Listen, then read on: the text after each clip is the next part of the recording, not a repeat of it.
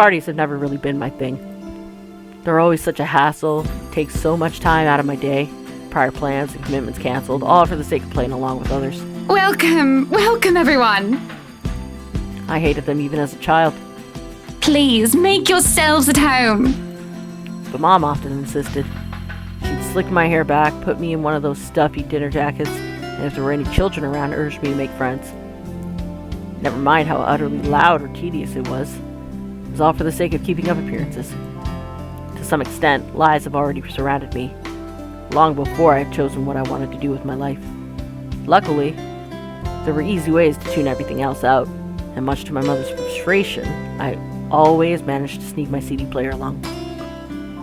Kept to myself and to my music, had my own little world, until I learned to observe. It's a simple matter of awareness, really.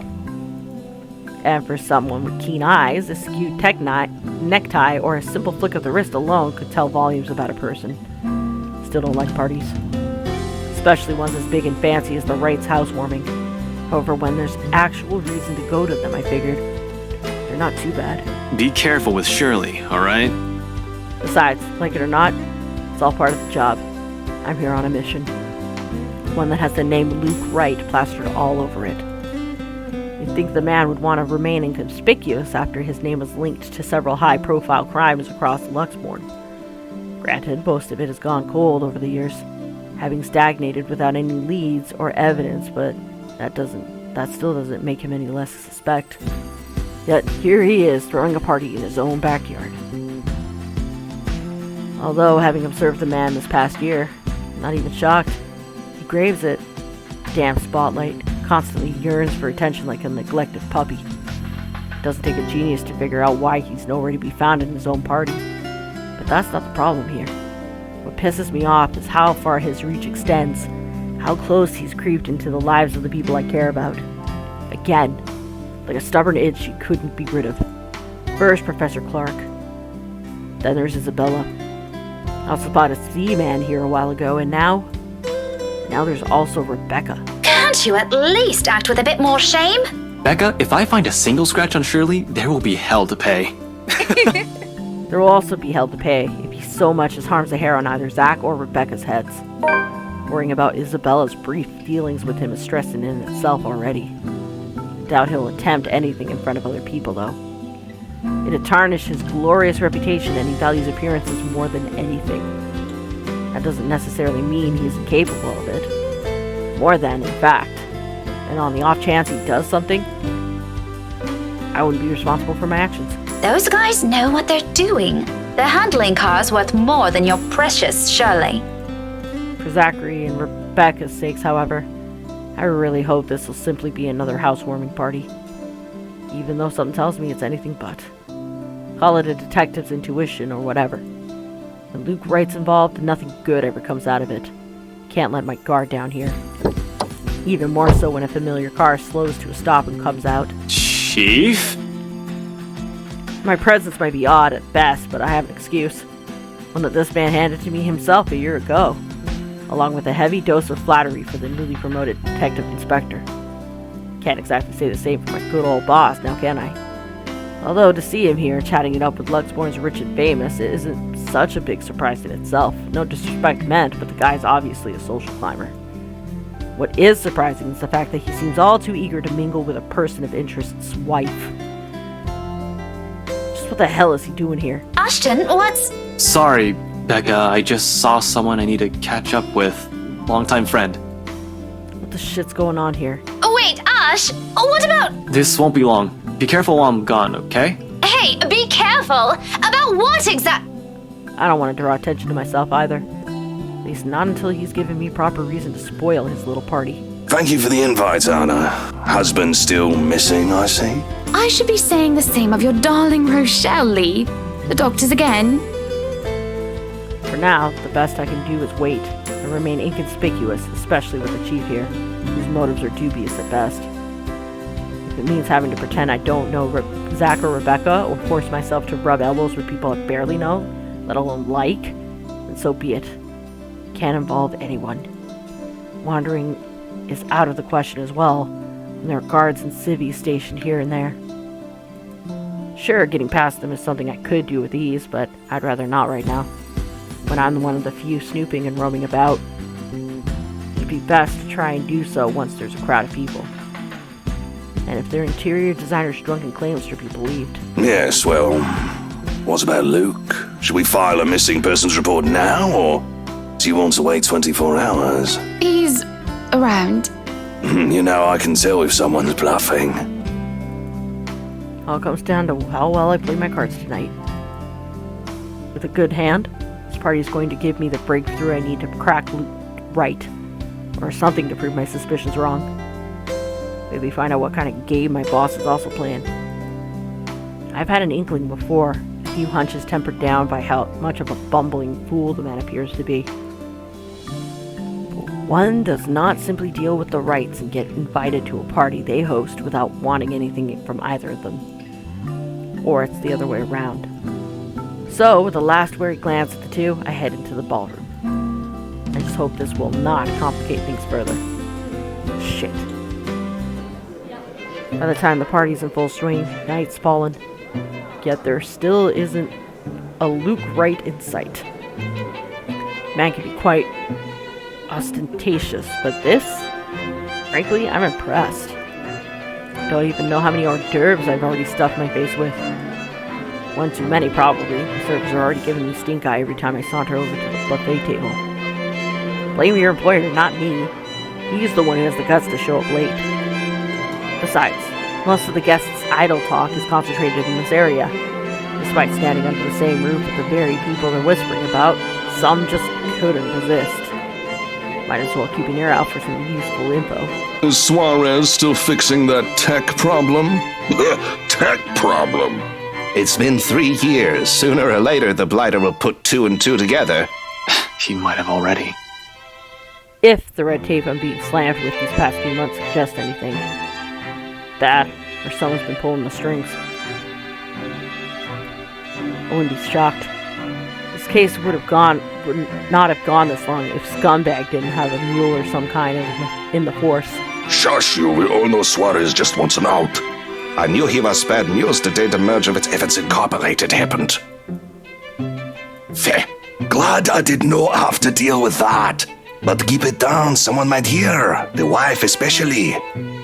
This kind of negligence has always been an advantage, but sometimes I wish I could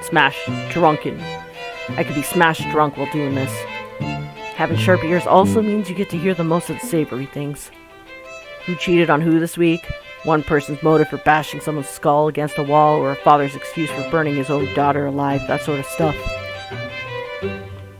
After a few years, it gets tiring. You get desensitized to it.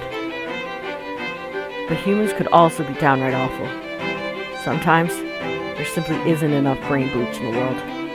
Sadly, the wine's a no-go tonight, and mostly for show. I'm up for another drive later for one, and I definitely want to be sober in case anything else comes up. And something always comes up on assignments like this. A detective inspector dying of cardiac arrest, for example. Because I can feel the moment my heart grinds to a halt the second I shift my eyes to a corner of the ballroom. Hannah Wright. Some will say I'm acting a touch bit paranoid. Maybe I am. This is a party, and she's the hostess. Goes to say that she'd take time to mingle with her guests. But Hannah Wright Nee Evans isn't without her fair share of acolytes. At least to the public, she doesn't seem like it. Unlike her husband, she's the one with the business sense, not to mention the impressive track record needed to manage a company. Or effectively hide whatever irregularity there might be. She's clean as far as my agents and I have found. It doesn't rule out a possible involvement with whatever her husband's up to. Even with Z-Man's personal opinion of the woman, there are certain gut feelings we really couldn't shake off. Hell, Luke Wright came out clean in previous reports until I bothered to take a deeper look into it. What I found may not be sufficient to bring anyone to trial yet, but it's enough to nurture suspicion. This may be a bit of an overreaction, but no one lasts long in my line of work by being careless.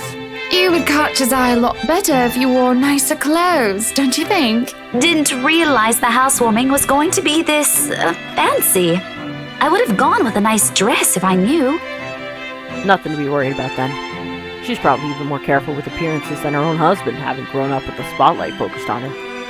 Yet, even knowing that, the anxiety stays. Has been here since the party started. I brushed it off earlier. Who wouldn't feel edgy, right? I've gone undercover in a party hosted by the very person I'm investigating. That, in itself, is risky, and has plenty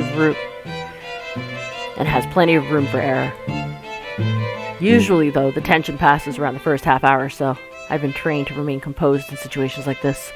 However, with each second I spend here, it only grows heavier and seeks to overwhelm. An odd feeling that someone's watching me instead. It's been like this since last week, but I should already be used to it.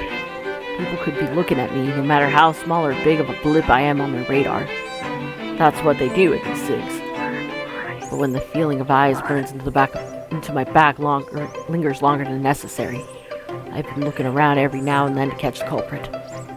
No luck. And despite my efforts to push the sensation as far down as I could, tiny pinpricks continue to sting the back of my head, and the ghost of a touch creeps up my limbs, until my gaze switches back to Rebecca and Hannah Wright.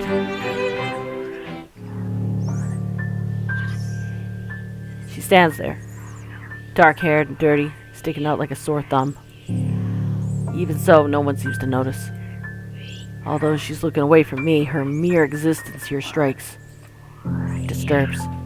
A sense of tunnel vision binds, while I stand stock still and gape at her, like my life depends on making sure she stays right where she is. I feel trapped in her presence, until another guest bumps into me, yanking me out of my stupor. Only then do I realize that I've been holding my breath. Before I can figure out what happened, she's gone. Quick scan of the room yields no sign of her. The party continues on as if nothing's amiss. I'm not really one to judge, but I'm sure someone like that would not have been allowed in a fancy place like this. What has the security been doing? Are they really that incompetent for someone so distinct to easily get in without notice? There should have been an outcry by now, particularly from the host. She's been standing almost an arm's length away from the woman, and yet she simply continues her talk with Rebecca. Oh, the professor! And your little Becky! My parents couldn't make it since they're in Scotland right now. And Mom says hi, by the way. Is there something in the food then? That I'm starting to see things? Could have been the wine, though. It couldn't have been the wine, though. I'm every bit as sober as when I stepped out of my car. The hors d'oeuvres? But why would anyone want to do that? Why would Luke Wright want to do that? He's fishy, but couldn't see why he'd ever think it'd be a good idea to lace the food he's serving his party with something like Chief Lee on his guest list to boot. He's been linked to narcotics trade, yep. However, that kind of tactic's below him. That much I can tell. Unless there's a mass murder waiting to happen here tonight, which I highly doubt. So. What the fuck was that? But there's no time to look deeper into this, even if I wanted to. Not when a telling silence comes upon the room and draws everyone's attention to the main doors of the ballroom. About damn time. Good evening, ladies and gents. Enjoying the party. I hope I'm not too late in welcoming you all to the Wright Mansion. I've been tailing this guy for a while now. Before that, I heard stories from previous officers who tackled this case, none of which are pleasant. Mind, I'm not counting the incident with Professor Clark yet. Pleasant is glossing over the gravity of it. While Wright's good at covering whatever shady stuff he's doing, he's shown to be a really rotten guy. At least that's the case when he thinks none of his peers are around to judge him. I've lost track of how many counts of verbal abuse and harassment cases this guy could be pinned with. Standing in the same room as him doesn't make me want to punch him any less. Actually, they're just stronger, but protocols. My case first and foremost. My own opinion of the man shouldn't get ahead of my purpose here.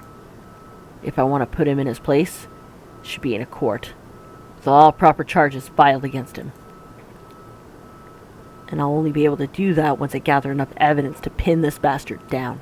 Welcome, one and all, to our humble abode. Tonight, if you have yet to find yourself in your roles, you are all ladies and lords of the court of your king and queen, if you would excuse my presumptuousness. So enjoy the feast that has been laid out for your senses, as we only allowed the best to be served. Enjoy the rest of your night, everyone! Suppressing my annoyance, I prepare to step away from the crowd. Amidst the cheers and claps, now is as good a time as any to move. Try to find that something that McCullough woman talked about. In the first place, I have no plans to actually shake hands with the slimeball himself. Fake smiles plastered on my face while I pretend to listen to one of the other guests gossiping about him, all while slowly inching out of the ballroom. Unfortunately, before I could get any further... Are you feeling ill, Rochelle? Perhaps you need to sit down and... Rich people only have two ways to resolve their mess. Either they quietly deal with it behind closed doors, or they create an even greater problem out of it, and it just blows up in everyone's faces one way or another. Fun. No! Shut it, you munter! I ain't talking to you! I'm talking to this scumbag over here! You bloody bastard standing there with your smarmy smile! Not even a few seconds in, and this has already proven itself to be a big public spectacle. Why spend money on television to buy daytime soap operas? You just go to one of these parties and see the action unfold in real life. Get free food, too.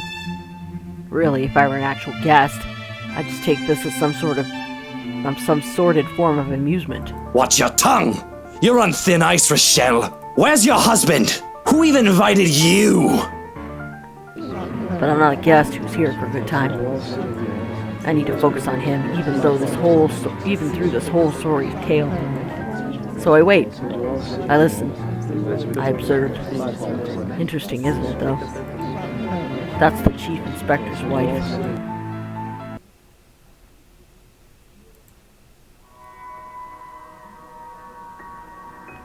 The morning after starts off quiet.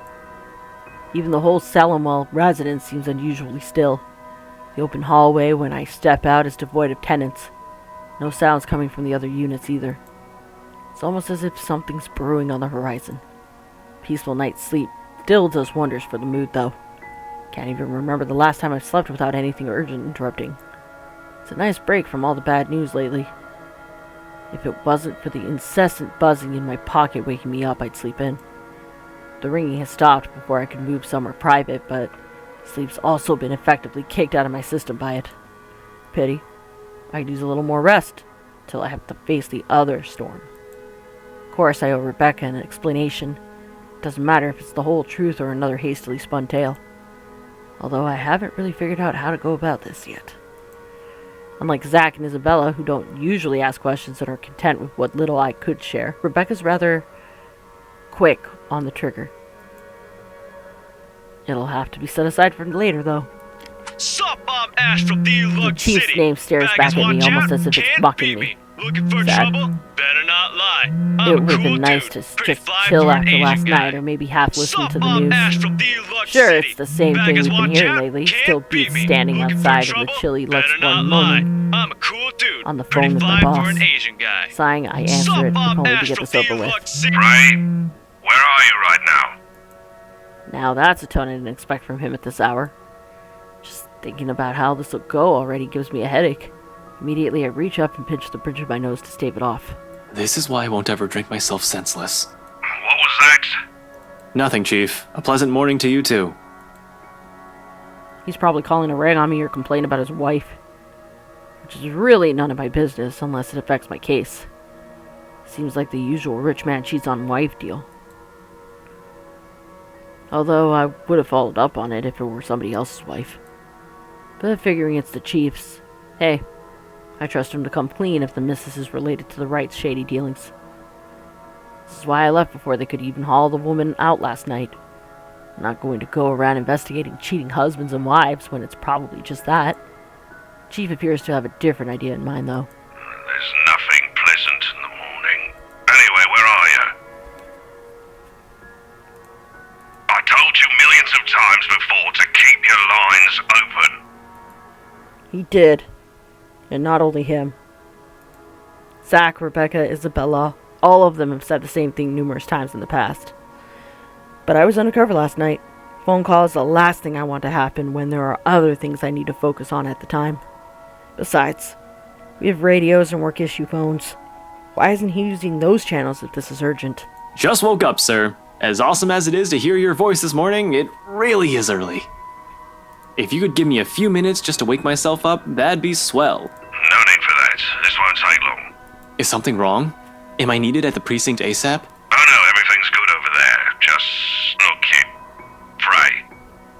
Don't take this personally, alright? You're off the Luxborn firm case. Starting today. Well, I did not expect to hear that either. This must be some kind of cosmic joke. I allow some awkward seconds to pass. Chief must be pulling another one of his awful pranks. Out of his bad mood or a severe hangover, maybe? Everyone knows that when given the chance, he exercises no control with his drinking. If it wasn't for his wife causing a stir, he'd probably be trashed an hour into the party. He'd likely drink more after they threw her. He'd likely drank more after they threw her out of the ballroom. Besides, his sense of humor has never been good. It's just infuriating most of the time. But when he doesn't follow up, if I sound a tiny bit frustrated speaking to my own superior, I'm not the one to blame. Wait, no. What? Are you kidding, Chief? Is this one of your practical jokes again? The temps won't say anything about it, but It's not that. They're orders. From the higher-ups. The higher-ups. Yes. My favorite word. Since when did the higher-ups ever care about what the criminal investigation department did? As far as I could tell, they don't give a hoot if CID is filled with cold cases, as long as they keep the spending low. When I need to view those old case files, though, they're locked away in the archives. You're gonna have to check with the higher-ups. I need access to those reports. See if the higher-ups will allow it. Every step, every move. In this case, there isn't one that hasn't been gated by some authority. If it's not the chief, it's the commissioner, or so they always tell me. Makes me wonder why they even bothered assigning it to anyone. Not a single one of them has done anything to help move the case along. And they wonder why it's taken this long for even a hint of progress to show. you can't just drop this on me. You can't just take me off like that. Yes, I can. And I'm sorry, Ashton. You're a good detective. One of the best I've seen in years, but... 3 years, Chief. 3 years! 3 years since that anonymous tech leak blew up. Since Luke Wright's name was openly linked to several hasty dealings within Luxborn's corporate world, some of them involving deaths. 3 years, and I was the only one who made it this far, made so much progress that officers with more experience weren't able to do when they handled this case. Just within a year, and with barely any help from the damn brass at that. Of course I'd be pissed. Do you know what would have happened if I didn't work my ass off on this thing? If I didn't dedicate a whole year of my time on it, it would have gone cold, like every fucking case Luke Wright has been linked to.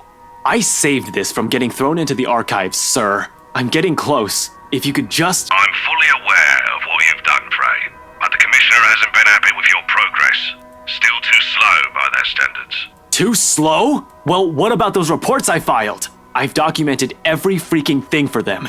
I've given you every important lead I can gather. Isn't that enough? They need results, not a bunch of research papers. Not one baseless assumption after another. Concrete proof, Frey. I'm really sorry. They've already made a decision. They're going to pass this on to someone who's been in the force longer. Someone who has more experience. Ooh, that's just twisting the knife. Someone who has more experience? They meant nothing by it, but you're still too young to work on a case this big. Chief, I've already done more than what those old farts ever did behind their desks. All of it, within just a year of being assigned to this. Watch your language, Frey. Those are your superiors, I'm not some damn rookie fresh out of training. I'm as qualified as they are. Futile. I know it is. They'd never say it within my earshot, but from the very minute I stepped into this precinct, the lot of them had underestimated me. From their stares alone to the assignments I get. To them, I'm still just a kid. Too young, too green, too inexperienced. And once they pull that card on me, every argument I have gets thrown out the window.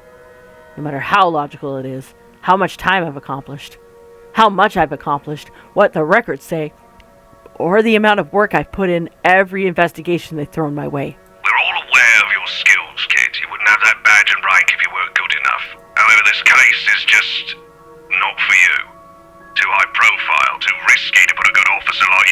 way. So which is it? He's incompetent and he's not making enough progress, or he's a good officer and you don't want to risk his life? Can he even hear himself? That reasoning is odd in itself. No one joins this line of work without knowing the dangers of it. Don't I get a second chance? You said it yourself. I'm a good detective. It'll just be a matter of time before we can close this. It doesn't matter what I think, Frey. You're off the case, and that's final. I expect all related files and documents on my desk by Monday morning. And don't even try to go touch anything. I know how hard-headed and determined you are. Chief, please. A few more weeks. I'll have the proper evidence left on your desk by then. I swear it won't take longer than that. Fred, it's too late, boy. I've already informed the other officers. You aren't to be allowed access until you've been given a new assignment. Hell, just keep out of the precinct, Frey. Take the weekend off. Seriously, Chief, is this about last night? If this is about me being at that party, I have a good reason. You were at the party. Makes me pause. His wary tone, the sudden careful note in his voice. Slowly, a frown forms on my face, my eyebrows knitting together in confusion. Much as I hate to say this about my own boss, there's also suspicion in it. Hard not to think of it that way, seeing as how he acted around Hannah Wright last night. Is he worried? Why should he be? Anyone was invited. Didn't doubt for a second why he received an invite, even if his presence was questionable. There's something wrong, and I've been unintentionally walked into it.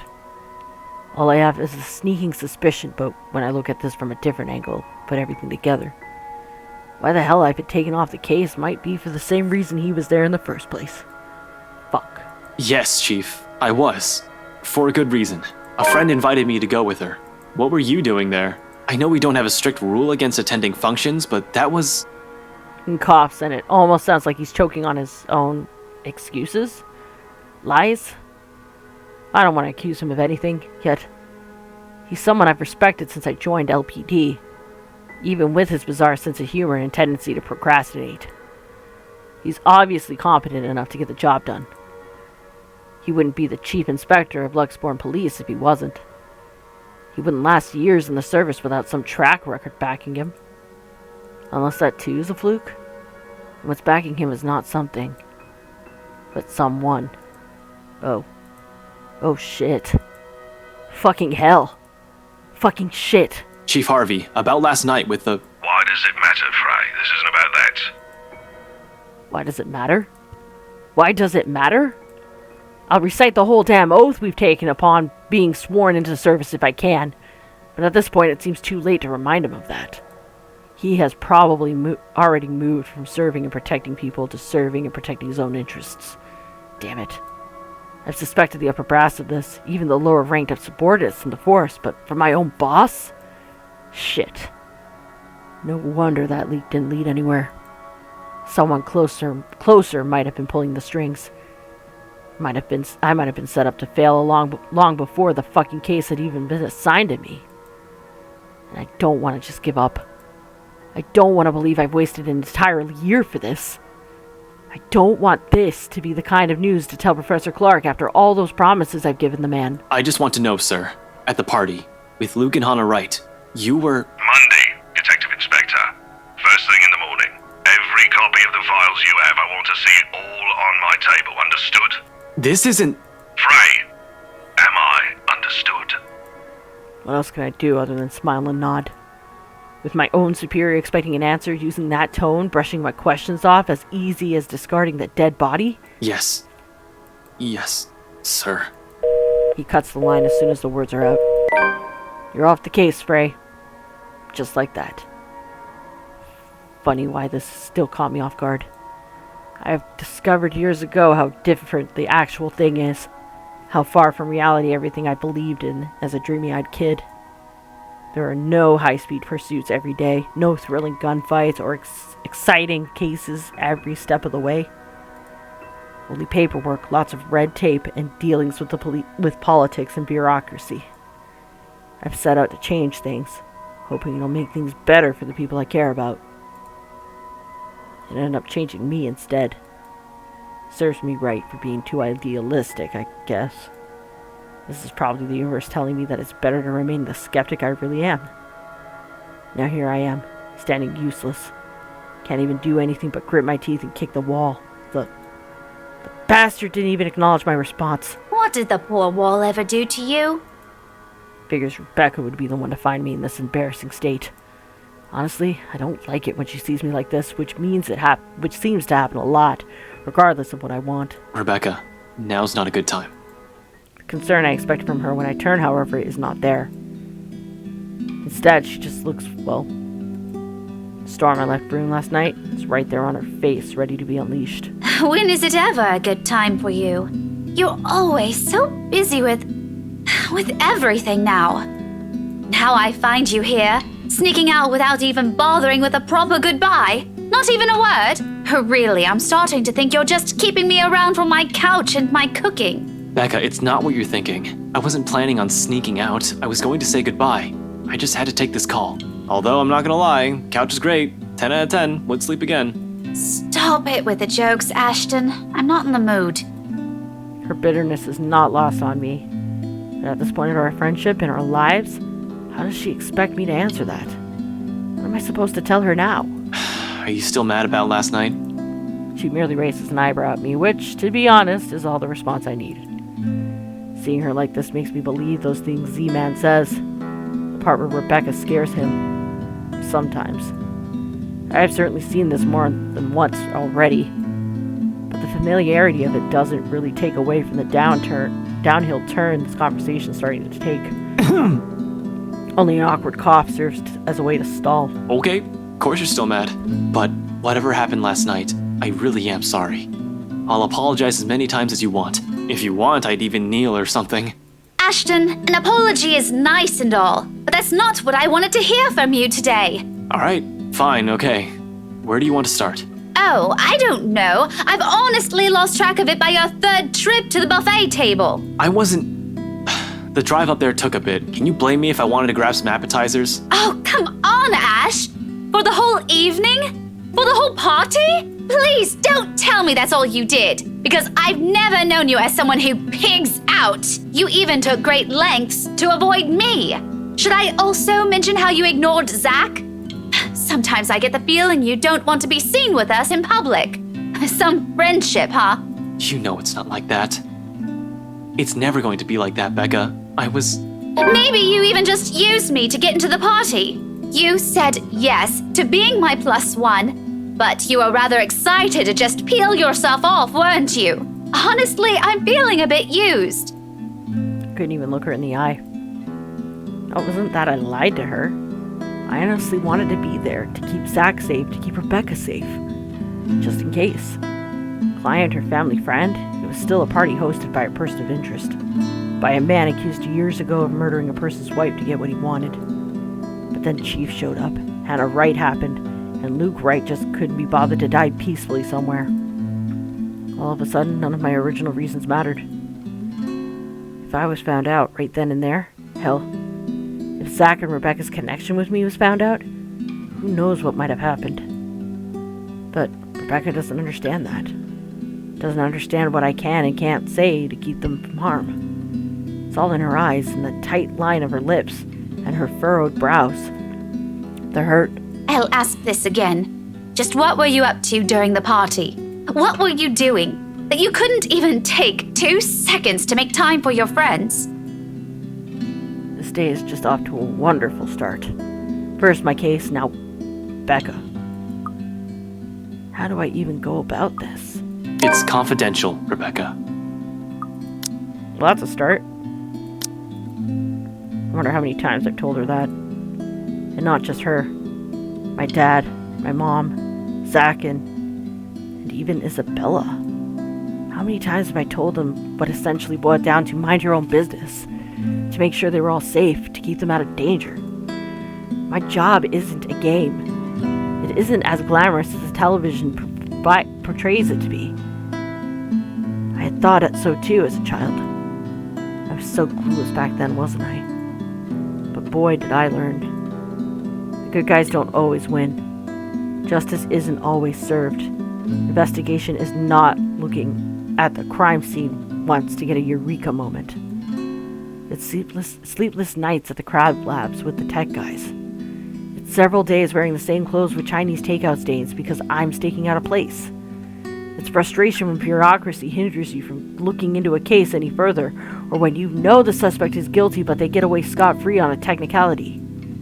It's seeing anger and pain and despair with every case. I know you have a mountain of questions, but I've told you this so many times before. I can't say much more than that. Still the look on Rebecca's face, the resentment and the pain. It hurts me as well, to think that I'm the cause of that. It's a familiar one too, something I've seen a lot over the years. I wonder how long it'll take before Zach starts giving me the same ones. Or until I've hurt Isabella in a way that any sincere apology won't ever be enough. What a mess. I'm a mess. And it's the people closest to me who have to suffer for it. Official police business, huh? So you did use me? Used. The way she utters it just makes me feel like a total scumbag. It's not like I did it all on purpose. But I can't just hold someone else responsible for this, right? Who am I going to blame? Chief? Hannah right? Luke right? Doing so feels like cowardice. Doesn't change the fact that I'm the one who puts us in this situation. Couldn't even look at her anymore. This guilt eating me up inside. But then she laughs. Half-hearted, with barely a hint of cheer in it, but it's a laugh nevertheless. I honestly don't know what to make of that. What to do with myself upon hearing it.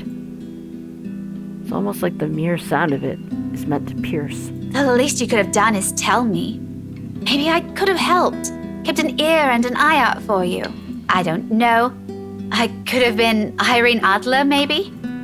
Her smile doesn't quite reach her eyes. But the mask, she tries so hard. I give her a smile of my own, though I imagine it comes off as unenthusiastic as hers. It's far easier to slip back to banter when it's like this. To just brush off everything. At least this way, we wouldn't have to deal with awful things. The woman? Don't flatter yourself. Nancy Blue, more like. Her sidekick would beg to differ, Ashett. Couldn't stop a wry grin from forming on my lips. She probably still has the photo from that contest. Keeps it in her old diary. Never did find either of the two after I threatened to burn them. In the end, I just never brought it up again, hoping she'd just forget about the whole thing. The small smile on her face says a lot. Those were good times. A lot simpler. A lot more peaceful. Now things have changed. They're no longer the same we're no longer the same people we were as kids. Growing up together doesn't always mean it has to be the two of us in the first place. It's a dumb notion to believe in when nothing ever remains constant. Things will inevitably change throughout the years. In fact, it already has. Long ago. Not just with the people we allowed into our respective lives, but also with us. As people. As friends. It really does get complicated as we get older, doesn't it? Not everything has to be, though. Even if it's the form of a promise I have no idea when I'll be able to fulfill. I swear, I'll explain when it's all over. Silence afterwards brings an even heavier air between us. Something that Rebecca thankfully doesn't allow to linger more than necessary. I suppose you have to go now, huh? The situation is already awkward as it is. Dragging this out will only make it more... what? Difficult? Messed up? As if it isn't already. Back to your case again? I don't really have to. I have no case. As far as the job is concerned, I have the weekend off until I have to report to Chief on Monday. Although I don't want to just throw in the towel on this. Orders are orders. This isn't like the movies. I don't get to say fuck off, throw my gun and badge at him, and become some vigilante, save the day, and get my job back. I'd rather get my ass thrown in jail than do any of that. But it's also not in my nature to just sit and do nothing. It'll drive me crazy if I just idle about. Besides, there's someone who has to know about this whole Luke Wright thing. Yeah, I need to go talk to Professor Clark. And there's something else I need to look into. That other matter she mentioned last night specifically. Same stuff Zachary's also been trying to tell me. things even the news have been blasting out to the general populace lately. Evening, afternoon, morning, all deaths with the same motives, blamed on a single serial killer. Or is that still the case? Found dead in the early hours of the morning today. The fire was contained within the room and no other tenants were harmed, according to Luxbourne police. We're grasping at straws as far as these murders are concerned. In the first place, I'm not even the one heading this investigation yet. Look at me treating it as if it's another high-profile case on my shoulder. How sad is that? Although all three of my friends have mentioned seeing something strange, I don't want to get into that line of thinking for now. Not yet. Not until I've exhausted every logical argument I could throw at it. To be honest, though, I don't know how to take all of this anymore. But I've already given Isabella my word. It'd bother me if I didn't follow up on a promise I made to her. And after Rebecca's claims last night, there won't be enough sarcasm in the world if what my friends have been telling me is true. I can already hear Isabella's laughter, in fact. Figures. What else can it be? It's not another case. It's something else. That issue Isabella mentioned yesterday morning. I'm sure you remember. You were there. Well, at least you're not neglecting all your friends. Becca, I promised her I'll... She doesn't wait for me to finish. With a roll of her eyes, she turns around and shuts the door in my face. I have no idea what I've said this time, but... I probably deserve that. We'll just have to fix this some other time. By then, her temper's sure to have cooled off significantly. Hopefully. For now, I can't laze about. Gotta tend to things that matter more. Professor Clark first, deliver the bad news. Then that issue with BRC and Isabella. Maybe I'll drop by Zach's. Check on him, hear what he has to say. He's also read that damn letter. Has also been saying odd things about a bunch of photographs. Might as well while I'm here, playing a paranormal detective, or was it supernatural? I can't remember. Whatever. Wouldn't hurt anyone if I tried to get to the bottom of this.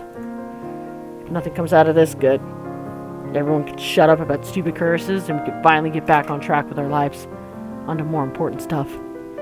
If there is something. Are you two done? There's a moment of confusion when I don't see her familiar ponytail about, only to find her standing behind the door of her apartment seconds later.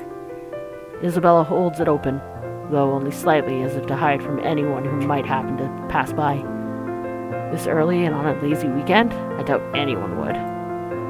But from the gap in what little light there is behind her, I could make out the appearance of someone who's just clearly gotten out of bed. Hair in complete disarray, her eyes still heavy with sleep, and a small pout on her lips. She hasn't even gotten out of her pajamas. I look away, long before my sense of decorum kicks in. We might be friends. I'll even dare to say we're closer over the years, but that does not extend beyond the boundaries of propriety. Christ, even Rebecca never greets early visitors in her sleep clothes. Though maybe it's our fault why she's up this early. Still, heat makes a slow crawl up to my neck. One that I quickly downplay with a solid cough. Isabella, you're up early. Lame. No, I'm not. I'm usually up at this hour. You're the one that usually sucks at getting up early. Says the person who looks like she's just fallen out of bed. Instead of the usual quip, she simply averts her gaze to some point beside her. And although it only flashes briefly across her face, an expression of hurt flickers in her eyes. Disappears the second she turns her attention back to me, but that moment has sent a worrying twinge in my stomach. I've seen it on her plenty of times before, just never in a manner that unsettles.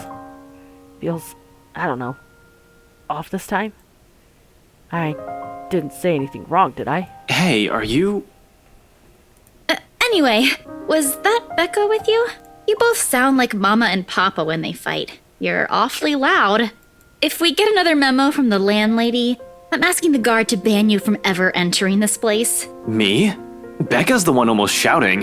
Yeah, well, she lives here. You don't. You have no excuse. You're the suspicious-looking person. Thanks. Glad at least one person appreciates how I pretty up this place. Don't flatter yourself. This place would be so much better without having to see your face every few days. She follows it up with another pout. But her ruffled appearance, and particularly how puffy her eyes are, I noticed just now, takes away from the intimidating effect she's trying to show. Really, right now she just looks more like an angry puppy. Might have laughed hard had it not given me another nagging sense that something is definitely wrong with her. What? Has she been crying earlier?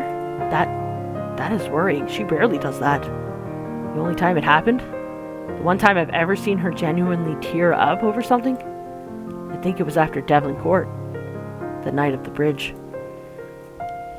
I want to ask. She seems determined to keep it to herself, though. Belle, did something... About yesterday, Ash. The things we talked about. Do you think we can take a look at it today? We? I never said you're coming with me. Don't worry, I didn't forget about it. You'll be the first to know if I find anything. No, I want to go with you. I'll be ready in a few. This won't take long. Isabella, you really don't have to.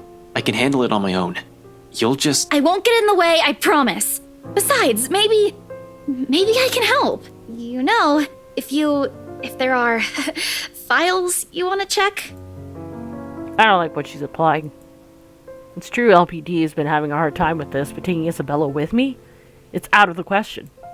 Under normal circumstances. You're the one who's going to get in trouble if you do that. You said it yourself. You need information. And I can help you get that. And it's not like it matters anymore. I just don't want to stand around doing nothing today. There it is again. A slight shift in her eyes. A mild crease forming between her eyebrows and a mild slump in her shoulders when she crosses her arms tightly around herself. Like she's shielding herself from whatever painful thing there is out there. I have plenty of reasons why I shouldn't let her tag along. First and foremost, she's a civilian. Second, I have no concrete plan of action yet. I'm going into this blind. No matter how I look at it, it's simply better for her to just wait so she won't get dragged into what might be another one of my failures. Her assumptions might be a dead end for all we know. But seeing that expression on her, hearing her speak those words out loud in a desperate, almost pleading tone, I can't bring myself to say no. So I give in, because right there, I see myself in her. A person who doesn't want to stay idle, who doesn't want to think about the problems haunting him. All right, 5 minutes. What? You're timing me? Well, I can't wait forever. I'm a very busy guy. 4 minutes and 45 seconds, Isabella. I hate you so much. I'm taking back what I said last week. You haven't changed at all. 4 minutes and 30 seconds, 29, 28. I'd hurry if I were you. Ugh, you're awful! I hope you never get a girlfriend. She slams the door right after that. Although my chuckles, the mirth, and the lightness in it linger. With her, those have always come easy somehow. Even as its echoes fade, and only the ghost of a smile remains. It's not like I'm looking for anyone else. I want to tell her. It's not because I can't. I won't. I'm the one who's chosen not to. Until I fixed myself. Until I found myself underneath all that guilt and all those lies I've been telling all these years. Because no matter how heavy the weight of these feelings are, I am not yet worthy of them. Of her. Until then, 2 words and gestures are the only things I can offer. Minor stuff such as digging deeper into this thing and with BRC in order to ease her worries. I'm not even sure if this will give us anything, unlike with the firm case, which I already have proper leads on. I'm just going by her words on this. Speaking of the Luxborn firm case, I still have to inform the professor. The apprehension there is for sure. I've made a lot of promises to the man, and I would have preferred to tell him in person, not over the phone. But it's better for him to hear from me rather than from a stranger.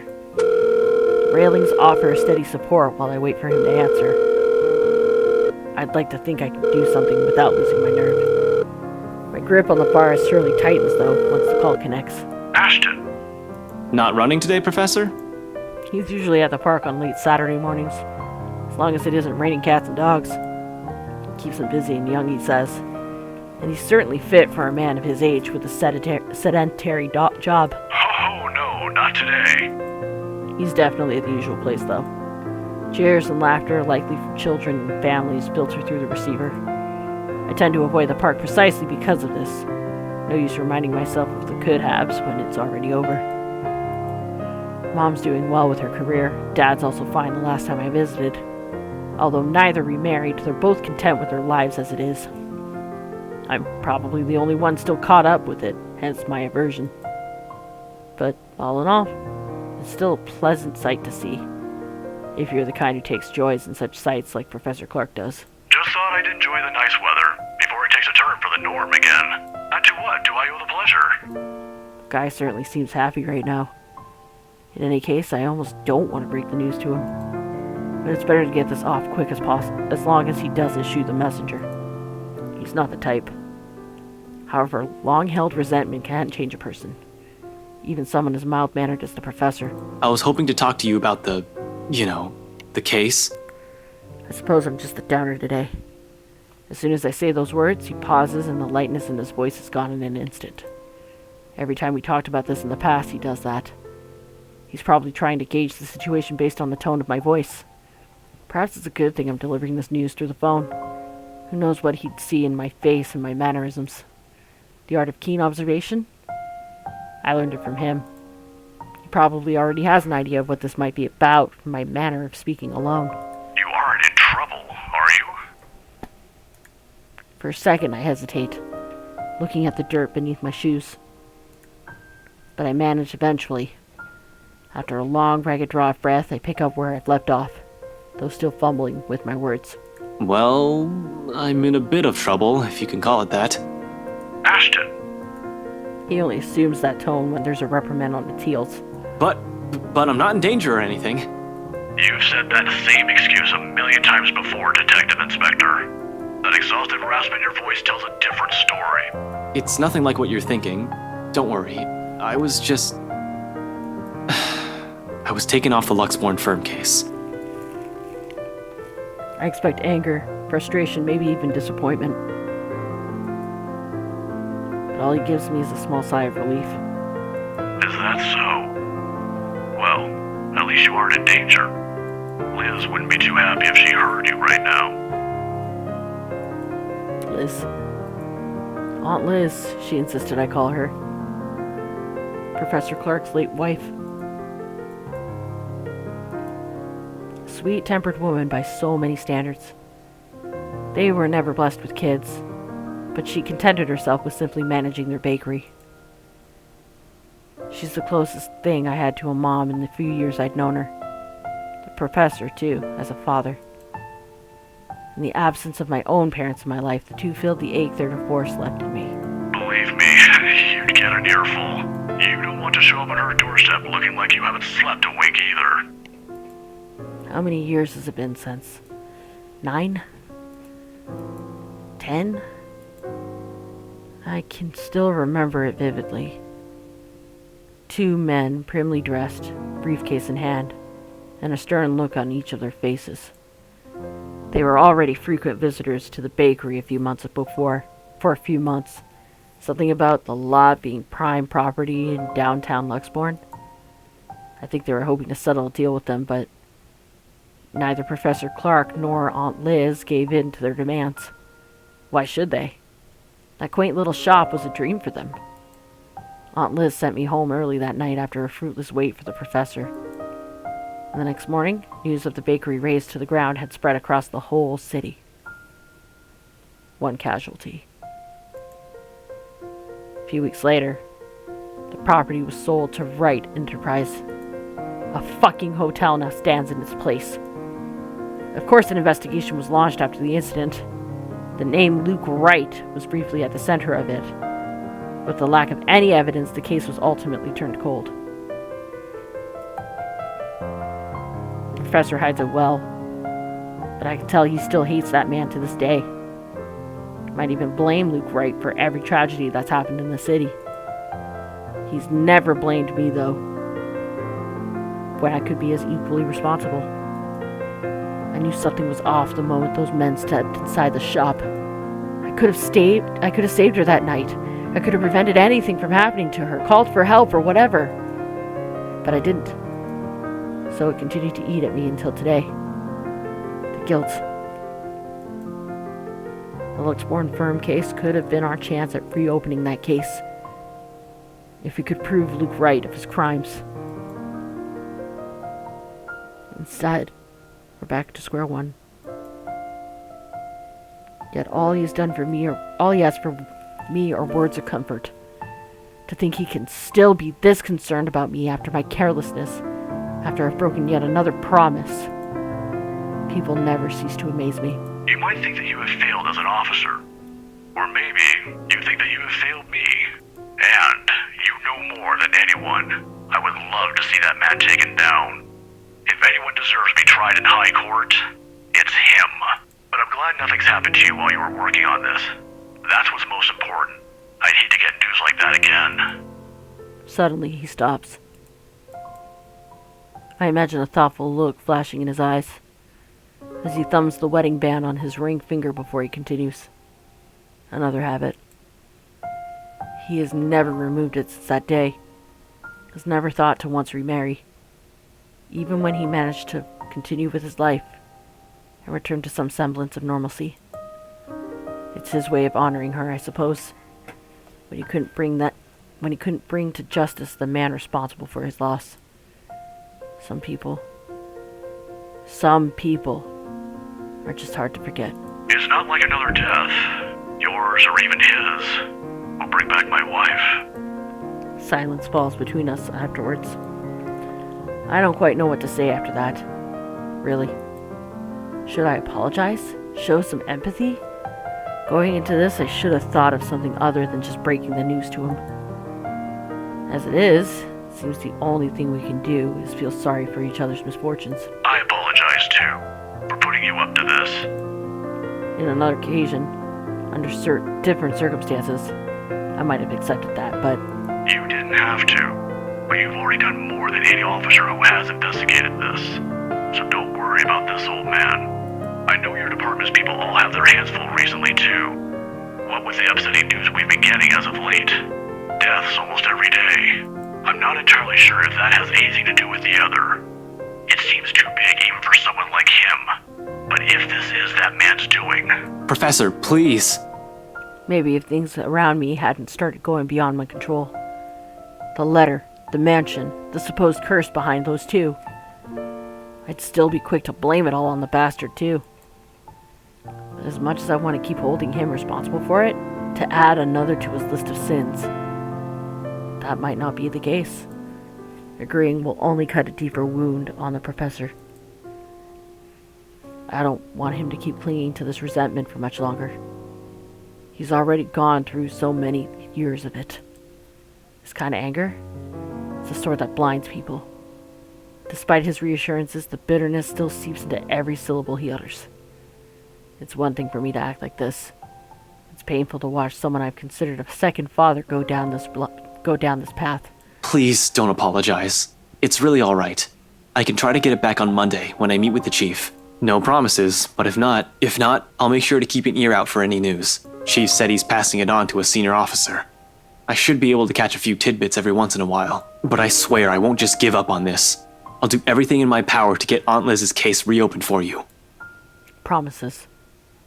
Again. Bad habit at this point. I wish I could do more for him. All this time I've prided myself over being the one to always know. Because suddenly, aside from Wright and the murders plaguing the city, I have ghosts and curses to worry about. Things that are completely out of my depth. Professor Clark's right in some way. Things would be so much easier if we just blamed Luke Wright for all of this. At least finding evidence would be a breeze, and I'd be all too happy to put him in a place he belongs. Although, if he was in any way also complicit with what's happening, legalities have my hands tied. But maybe that's my fault. I might have missed the ticket to closing the case once and for all last night. If only I'd done a better job during that party.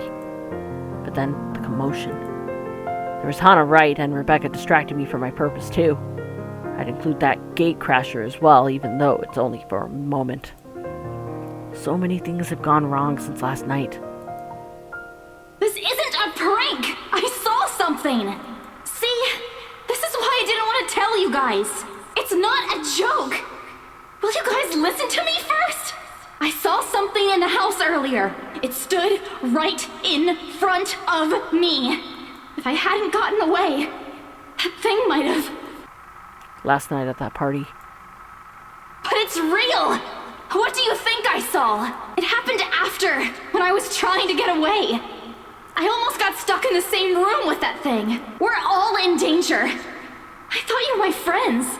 Why don't you believe me? That woman.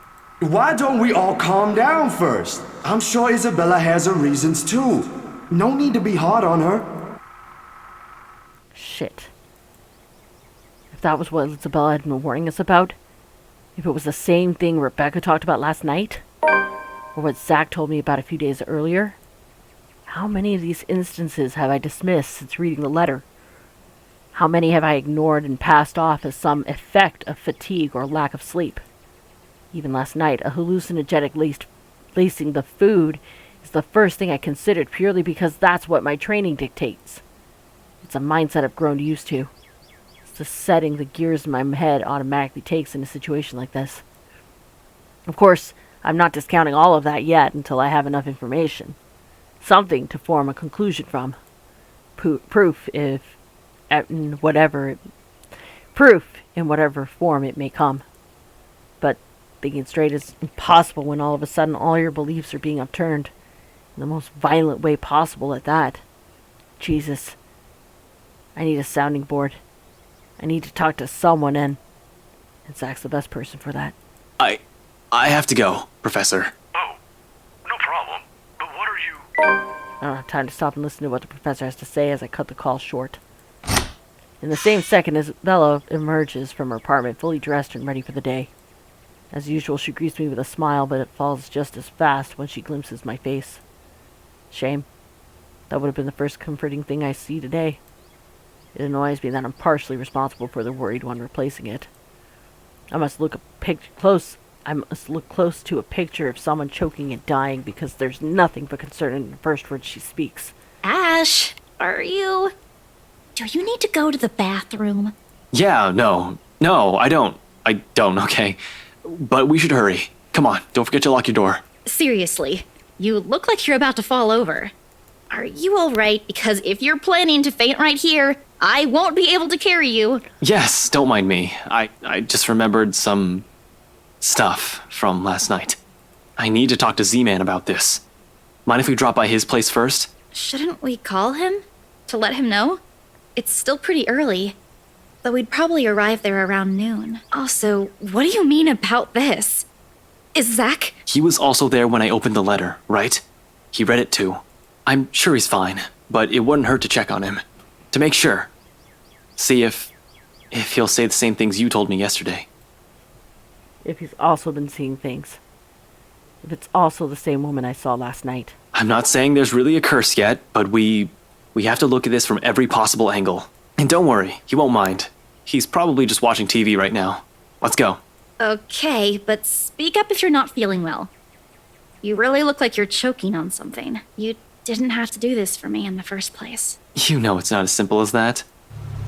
We get down to my car in record time, with not a single second wasted to hit the road and drive to Zach's place. If any one of us, other than Isabella, who knows anything about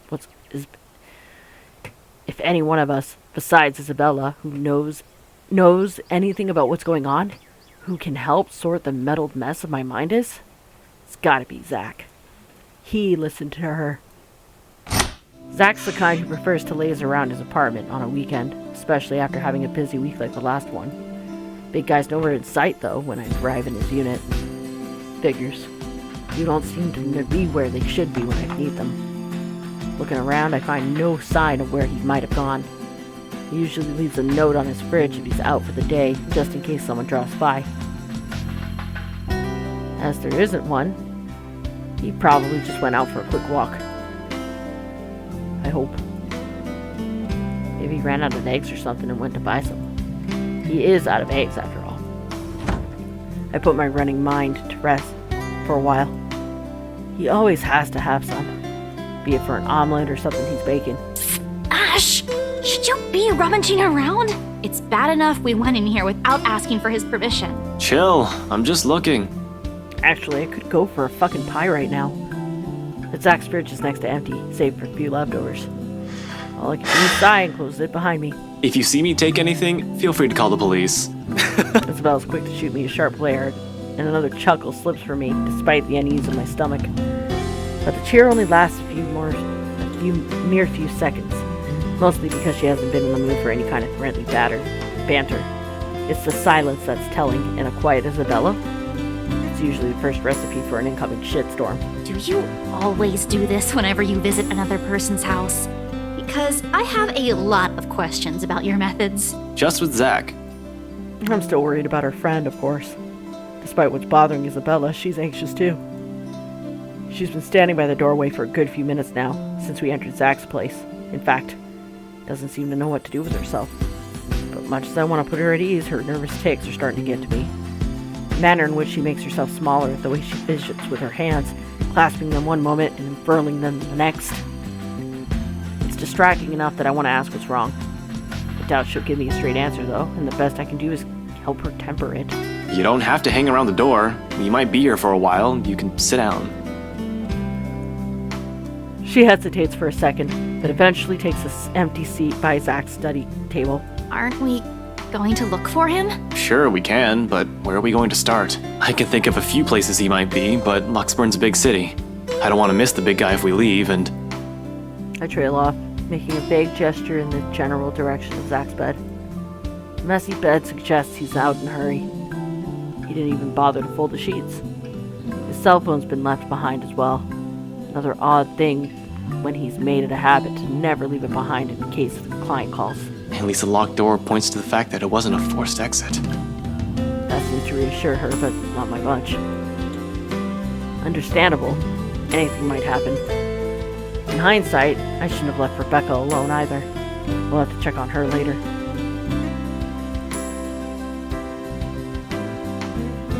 In the meantime, Zach. But with no other clue where he is and no other way to contact him, we have no choice but to wait. Sure, I could give the room another thorough run-through, but I don't think Zach would appreciate me upending his place. Isabella won't let me do it either. Besides, I haven't eaten anything. Isabella probably hasn't either. We did leave in a hurry. Might as well take this chance to cool down a bit, yeah? Anything to distract myself so that I don't just charge head first because of whatever paranoid scheme that comes to mind. Isabella is with me. I can't be reckless. Returning to the kitchen, the first thing I see is a bag of chips when I rifle through his cupboard. After muttering a permission and an apology its owner won't hear, I grab it. Isabella doesn't miss shooting me another glare, but she doesn't really make an effort to stop me this time. She ignores my offer of food, though. So instead, I set myself up on Zach's old couch. Turn on the TV. Isabella's silence may not be too heavy, but it sure as hell is awkward. The screen lights up, right as some awful noontime drama starts airing on Channel 9. Nothing like sitting in front of the TV with a mindless drone running on in the background to waste away the time. And wasted away we do. The afternoon has hit its last few hours when movement comes from the other side of the door, and Zach's heavy treads break the monotonous drivel from the TV. The lock clicks. The knob turns, and slowly it swings open to reveal a very exhausted looking Zach. What, did you run a marathon? Sup, Z-Man? Hey, Zach. Sorry we just barged in here. Ash was... Relax. Z-Man gave me a copy of the key himself. Light as my tone might be, his arrival eases the restless edge in me. Who knows what I would have done if something bad happened to one of my friends. If another minute had gone by without him showing up, I might have resorted to unconventional methods. Only after you broke the 13th one? I can't keep replacing them every time you think it'd be a good idea to break into my apartment. And stop calling me Z-Man. I didn't break anything this time. Ash, just because I gave you a key doesn't mean you can just stroll in here whenever you want to. And hey, is that my... Scary how the friendly banter and easy smile come naturally. I do it, even without thinking. And that speaks volumes about how comfortable I am around him. That's nice, isn't it? What makes me afraid of it, however, is the idea that a time may come where I might just do these things without meaning to, and offend him in some way. The friendship we might have is closer. The friendship we have might be closer than most I've shared with others, but there are boundaries you can't cross without the other's permission. Zach's been respectful of that so far, neither asking about my parents nor what happened to them. Me? Betty'd say not so much. It's also this easy banter that makes me wish we could just stay like this. No worries, no problems, just potato chips and the debate on whether or not I deserve them. And as usual, something always cuts moments like this in short. Of course he eats all of it. You know, I was saving that for the weekend. Did you at least share some with Bella? Don't worry about it. I'm good, Zach. Really? But it's free food, you know. What was that you usually say? What happened? No, I'm just not hungry. Although her tone forces him to do a double take, Zach doesn't push it. Questions all too clear in his eyes when he glances my way, though. Really wish I could answer him. Despite my best efforts, Isabella's been unforthcoming as well. What am I supposed to do? I can't just force her to speak, can I? She's not a criminal to be interrogated. She's a friend, for Pete's sake. It's a good thing Zach has a much better handle of the situation than I do. And soon enough, he changes the subject. Where it leads to isn't necessarily the better topic, though. Aye. But if you want something, just say so. I've got a fully restocked pantry right here at your disposal. Still not a 5-star level thing, but for an empty stomach, it'd do. Just say the word. Thanks, Zach. Maybe next time. Food is not really what we came here for.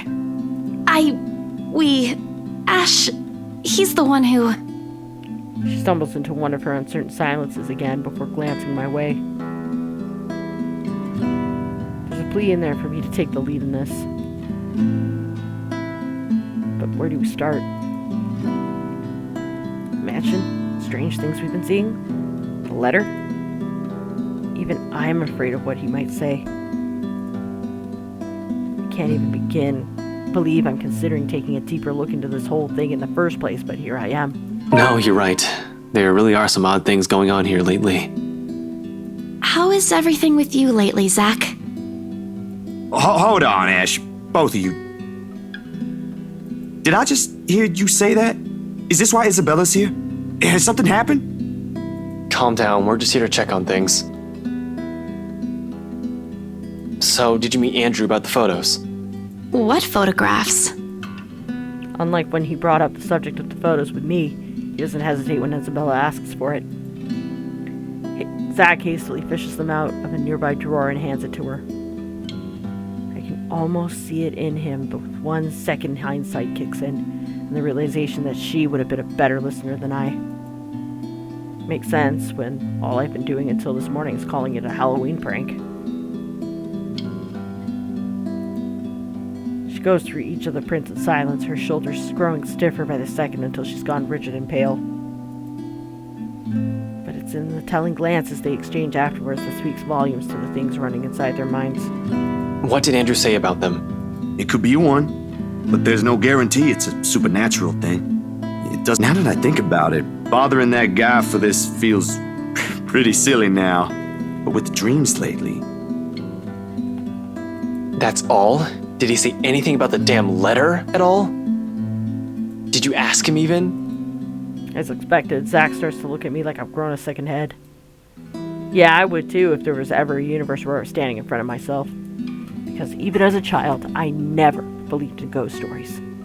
The lucky charms and mystical objects from my mother would have often been stored away or given as paltry gifts to those who would appreciate them more. Yeah, that's really everything. The letter kind of slipped my mind. The photos were more important at that time. There was some stuff about the local horror stories, though. Talked about the curses, and he was really fascinated with the story about a wraith asking for a sacrifice to move on. Kinda nasty if you ask me, but it does. I'm not sure how this will help in the grand scheme of things. Why are you asking about this anyway? Rose's death isn't just a coincidence, Zach. It may have something to do with... I may have... Wait, stop right there for a sec, Bella. I thought you ain't buying this stuff, Ash. Just the other day, you said the exact same thing. Granted, I haven't eliminated every possibility here yet. But what else is there to go off on from now? The worried look Zach shoots my way doesn't help one bit in helping me gather my thoughts either. And that's what I came here for. Somehow everyone's suddenly just so worried about me. It's not like I'm pulling this out of my ass. I still don't, but even Rebecca, out of all people, claims there's something. Whatever this is, someone has got to look into it. Everything about this screams shady. And along with Isabella's warnings, what's occurring around Zach? What's happening around Luxembourg since Isabella found the letter? Have you two seen the news this morning? Zach's puzzled expression is enough answer. Of course he hasn't. Another nightmare. The guy most likely went out as soon as he got out of bed to shake the images. The memories have never really left him. Isabella, though. I haven't, actually. Mama called, and I was busy. That could easily mean anything. Did her Kuya, her older brother, end up in jail again? She's had to bail him out numerous times in the past, though all that did was piss her off, not zap out any ounce of her cheer in her. Or is it that other brother, the younger one who keeps insisting that he'll quit school so she'll come home? That was 2 years ago. As far as I know, she's already sorted that one out. Couldn't have been her father, right? With the mansion sale, she's earned enough to cover every bill for a while. It should. So then, what is it? No problem. It should be in the afternoon news as well. Whatever's bugging her. I doubt it's something meant for casual discussion, else she would have mentioned it sooner. Tucking my curiosity for later, I take the remote and begin cycling through the channels. Distraction. Not a good one, I admit, but it's definitely better than leaving her to brood. Eventually, I found one doing a recap on the morning's news report. And there it is. The poor guy is unidentifiable with how badly his body's been burnt. Murder via arson? That'd be the logical explanation if I was the officer looking into it. Except, they couldn't find the source of the fire. The fire didn't even spread. Found dead in the early hours of the morning today. The fire was contained within the room and no other tenants were harmed, according to Luxembourg police. They're going to consider spontaneous human combustion soon enough if they don't find anything else. But what's important for everyone to note is the state of the room. A similar writing was found in another victim's room from last week's incident. Both were employees of Briar Realty Corporation. LBN has reached out to the... Like what happened to Cooper. Hell, I wonder how many other deaths like this that I've missed while I've been looking into the right. The LPD's already thinking it's a serial killer at this point. How long until they consult with the London Metropolitan? I'm not sure the Anselm Butcher has always been an enigma even to the people within the city. Gone for a few years, then in the next, one body after another is found. Merely handling the case has apparently driven the chief inspector insane years ago. He never did find out who committed those murders. Maybe now this time. This is because of that thing, isn't it? I did that. Her words come out like a whisper, but each syllable lingers in the air, heavy with her guilt. In the thick tension of the room, they strike harsher than any of the things we've said. However, she also has to understand, she also has to know, that she isn't the only one on this. No one asked her to take this upon herself. Rebecca won't. Zach won't. Sure as hell won't. It ain't too late. We could still fix this. There's 3 of us here. 4 if you count Rebecca. No, she's staying away from this. I don't want to involve her in this any more than I already have. Both of you as well. I already said it. That's completely out of the question. Stop asking. Encouragements aside, this is still a whole fucking mess and we're in it blind. Only way to make it worse is if you start running around like a bunch of headless chickens. But I have a concrete plan now. I think maybe Isabella's right. Maybe we should be digging deeper into our BRC itself. Maybe we are looking at it the wrong way. However, my suspicions are mine for the moment. The details are something Zach doesn't need to know about until I have something to show. It's enough that he's aware that I have a plan in mind. For his part, Z-Man doesn't push it. Nothing but a heavy silence leads our departure hours later. Seriously, Zach would probably make a more responsible officer than me if he only had the heart to join the force. We could certainly use more kind people like him. But as good as that thought is, I push all of it to the back of my mind as Isabella and I head for my car. Tonight, I can't stay distracted. Except for a few half-hearted attempts to get some kind of reaction from Isabella, the drive to BRC is a quiet, awkward affair. More so the hour-long wait for nightfall. Even with only the 2 of us, the place is rife with tense energy. Only a matter of minutes now. But the ticking of seconds don't take away the edge, and for the 5th time I reach out and fiddle with the radio, adjusting and turning the knobs with no real purpose. It's a nervous quirk I've developed and never bothered to correct during stakeouts. Something to keep my mind occupied during long nights. What else is there for me to do?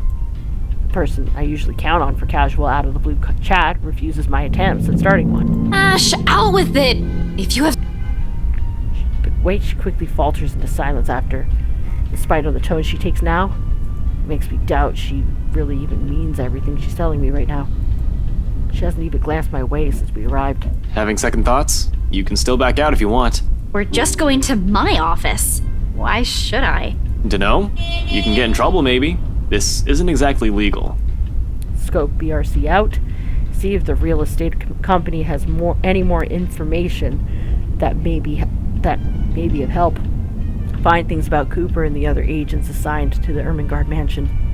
According to Isabella, it's the last property the victims have worked on. Sure, I could also check the station for full reports. That's the easy, semi-legal way. But I don't want to bump into the chief right now. The guys at the precinct will definitely throw me out on his orders as soon as they see me. Not that my plan right now is any better. I'm just breaking into a different place, more or less, with a civilian to boot. The latter still doesn't sit well with me. Never will, especially if this might put her in a very tricky position afterwards. She's been very careful when it comes to her work. Almost a model employee, as people would say. Why is she throwing caution to the wind now? I'm not an employee here. I'm not supposed to be looking for any confidential stuff. only people like you are privy to. If you mentioned earlier that this is your plan, I might have had enough time to think about it. I already promised to help if you need access to those files. I didn't think you'd want to see them this soon and in this way. Besides, the same goes for you, right? You were taken off your case. Won't you get in trouble with your boss? Honestly, it's a toss-up between breaking into her office or into the right mansion. As it stands, I'll have an easier time getting in here first. After all, why would someone want to break into a realty company? Been here many times before anyway, for a few casual visits when I wanted to bug Scaredy Cat. Over the years, I have more or less grown familiar with their security setup and how badly staffed they are.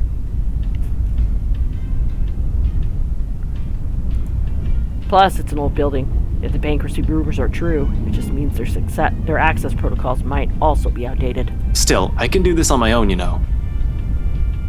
Really? And how are you even planning to get into our office without an access card? Well, I was going to pry open the card reader and use a gecko.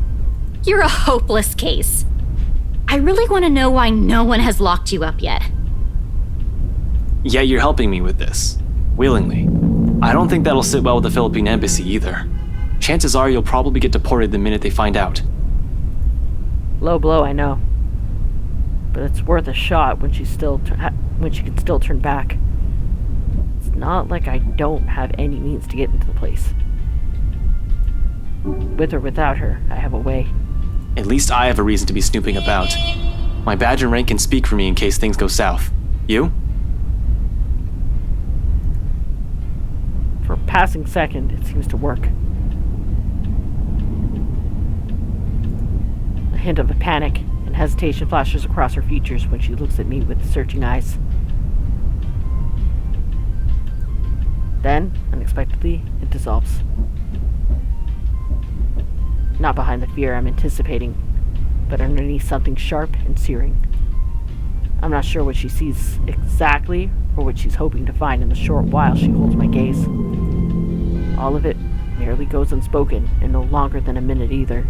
Later, she simply averts her attention back to the window, training it once again at some point outside. Isabella, please, now's not the time. It's too late for that, Ash. Give it a rest. An appeal, spoken in a voice too harsh coming from her. Perhaps unintentional. Perhaps one that's already too exhausted of everything going on. It's hard not to concede when she takes on that tone, and soon, just by myself, I sigh, tucking away every concern I've been lugging around in favor of trusting her on this. According to her same confidence, she has implicitly given me all of this time. Alright, okay, if that's what you want. And don't worry, I didn't mean what I said earlier. I won't let anything happen to you. Her lips briefly turn up in a smile, though none of the cheer reaches her eyes. Just get this over with, okay? Everyone should be out of the office by now. Somehow, the uncertainty in her posture makes me wonder if she intended it as some kind of comforting gesture. Whether it's for me or for her, she doesn't let me find out. Without saying another word, she exits the car while I'm left scrambling and chasing after her. She's already at the side entrance, a hand raised on the card reader beside it, and another poised to push the door open when I catch up to her. Whatever doubt there's been in her face a while ago, it's gone. Seeing her like this makes it easier to believe my worries are unfounded, but things might go smoothly this time. And where do you think you kids are going? It's late. Most offices in this building have already closed up shop for the weekend. Bloke seems friendly enough, though. One can't really tell from his voice alone. He might be the wary sort for all I know. Keeping an unconcerned face or aloof air won't hurt, until I figured out how to wriggle us out of the situation. Just come back on Monday if you have important business. But from the way Isabella's face brightens up, it looks like as though getting through won't be too much of a problem. He's probably been working here for a few months already then. Maybe around 4 or 6 months max. Otherwise, he would have recognized Isabella or me at first glance. I haven't shown my face here since I've arrived at the firm a year ago. In the first place, none of their security officers ever lasted a year in the service. The longest was around 7.5 months. I'll give this guy around that time before he gets fired or finds a better paying job. For the moment, his too friendly attitude is almost a gift. Hey, Seb! Oh, look who we have here. Been a few days since I last saw that ponytail in here, Santiago? Close enough! Wait, don't tell me yet. I'll get it right this time. Sanchez! You were closer the first time? Drat. I swear it is on the tip of my tongue. I just need a hint to remember. I take it back. This geezer's not going to blast past this month. Can't even remember a regular employee's name. Alrighty, I'm sure of it this time. Centillon? Still a few ways off, Seb. Isabella, we don't have all night. I know, just let me handle this. Sorry, Seb. Some other time. We're in a bit of a hurry. I just need to get a few things from my cubicle. Important work stuff, you know? Is it okay if we drop upstairs for a sec? Oh, absolutely. No, go right ahead. As long as you have your access card with you, we're good. Not sure if I'm allowed to let your boyfriend in, though. Who, me? My what? Your boyfriend. The guy with you, isn't he? It's a fair observation if I do say so myself. Needless to say, the silence that descends is both uncomfortable and terribly awkward. Although the latter's probably coming mostly from me, because in the next second, Isabella laughs. Laughs. Lighter than the ones I've heard from her lately. A comforting sound, really, after seeing her in such a dour mood since this morning. Even as all of it subsides into mere chuckles sooner than I'd like. It's comforting to see that I'm at least partially responsible for it, despite my poor heart being beaten to a sorry pulp. Oh. Oh, no! No! He's definitely not my boyfriend. She might as well have set it on fire and reduced it to dust while she was at it. Frankly, the number of no's in that sentence alone is a bit too much. Christ. One would have been enough to get the message across. Did you really have to put it that way? That's impossible! Stop being funny, Seb. I'll go on ahead, okay? She quickly shuffles inside, with nothing more than a small wave, leaving behind an even more awkward atmosphere for me to wade through. It would have been bearable if it didn't have to suffer through a stranger's amusement. Alas, woe is me. Not the boyfriend, but close to it, huh? Mind your own business. Kids these days. Good to see her up and about, though. Thought for sure she'd up and disappear like the others. Excuse me? You know, stuff in the news. You mean what happened with Rose Cooper? If I'm going to be stuck here with him for a while, I might as well try to gather as much intel as I can. He might just be a guard, someone with no real authority, but most of the time people like him are the ones who know more than they let on. Yeah, but even before that, we've got a couple of good blokes we never saw again. Really? Those guys could have just resigned for all you know. Dunno, I only catch tidbits of stuff from over here. Though seriously, I heard the branch is getting flushed soon, but that's no excuse for anarchy. Figures why Boss Man's been in an awful temper these past months. They managed to strike a good deal with the mansion in Anselm, right? That didn't seem like it. The bloke shouting like no tomorrow again. Wasn't very pleased when Gurley called and asked for another leave yesterday afternoon. Gurley? Isabella? It's not too surprising, considering she's already been gone for 3 days. Now she's asking for another?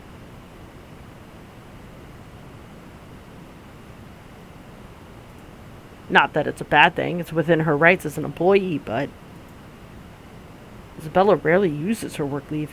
Yeah, poor Lassie if you ask me. She found him a buyer for that mansion after all.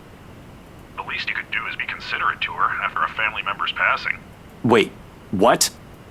Rumors. BRC. Rose Cooper. Missing in action employees. All of it ceases to matter in that instant.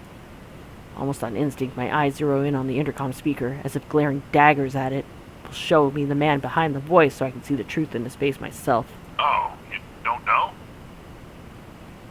No, what? Nothing. I shouldn't be the one you're asking, and, you know, things might get a bit boring here. No one really wants to hear what a poor old guard wants to say. Why don't you just go after her? As long as you're not looking to create trouble for me, it won't be a problem. You aren't here for that, right? He's lucky I'm not here to hurt anyone. If I were someone with ill intentions, he might not be smiling at the end of the day. Well, no, but... I'll go and unlock that side entrance for you then. Just don't forget to turn off the lights before you both leave, okay? Hey, wait a second. What do you mean by... Cuts off the connection before I can finish. The rest of my question dies in my throat. Soon the latch clicks and the side door swings open. The Seb, a stout man wearing a uniform still too loose for him, waves me over from the gap before he disappears behind a station again. Just my luck. Here I thought I'm going to have to count on whatever Isabella will bring with her.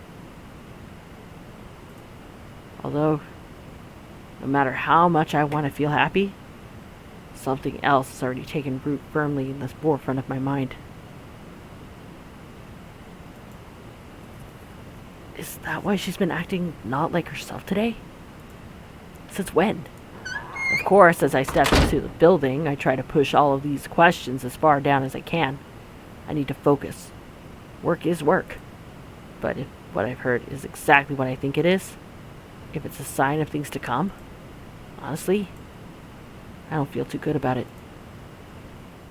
It's a quiet ride up to the 7th floor where the BRC Luxembourg main office is. Seb's been kind enough to switch the guest elevator power on just as I was about to head for the fire exit stairs, which is a welcome relief. I'm an active guy, but stairs? I don't want to tire out too quickly in case things get ugly. There probably won't be any trouble with the building this quiet, but you never know. I swear the whole place definitely feels eerie at this time of night. But until I've confirmed anything, those are still just stories. Worst things can happen. No need to scare myself. Staying calm means fewer mistakes. Though I sure am fucking gutsy, especially with what I'm doing. I'm breaking a lot of laws here. I'm also putting Isabella in a lot of risk. Best thing I could come up out of this was Isabella's right all along.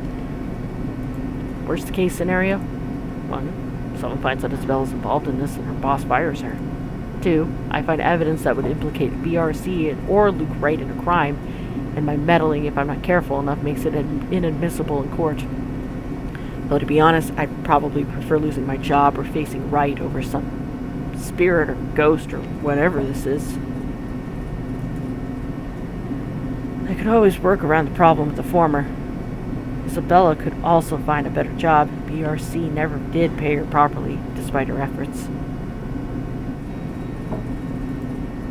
But fighting off a phantom?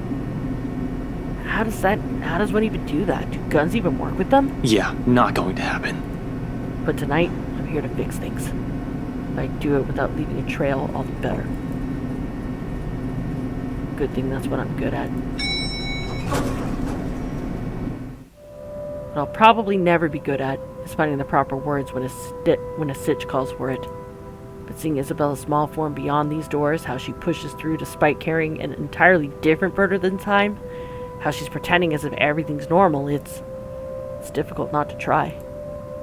People who have never looked beyond her smiles will never know, will never understand. Hell, even Rebecca's probably not yet aware of this. I get it.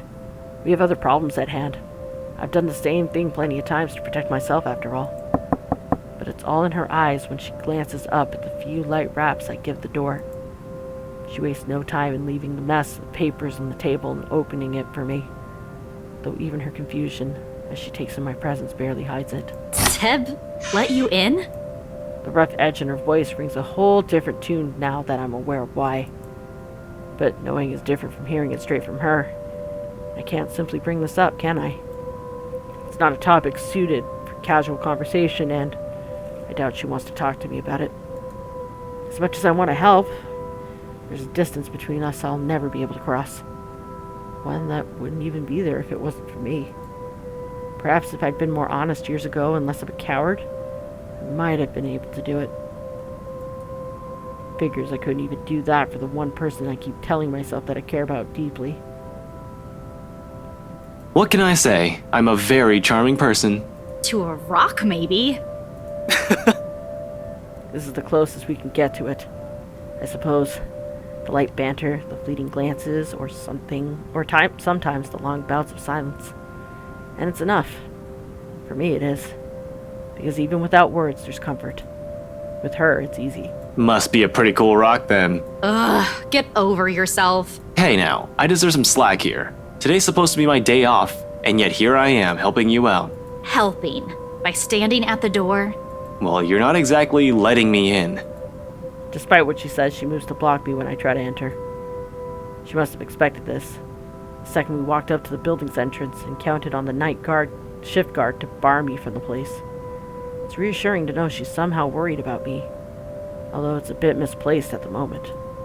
Besides, her concerns aside, I really can't let her get into the thick of things without me. Not with all the problems on her plate right now.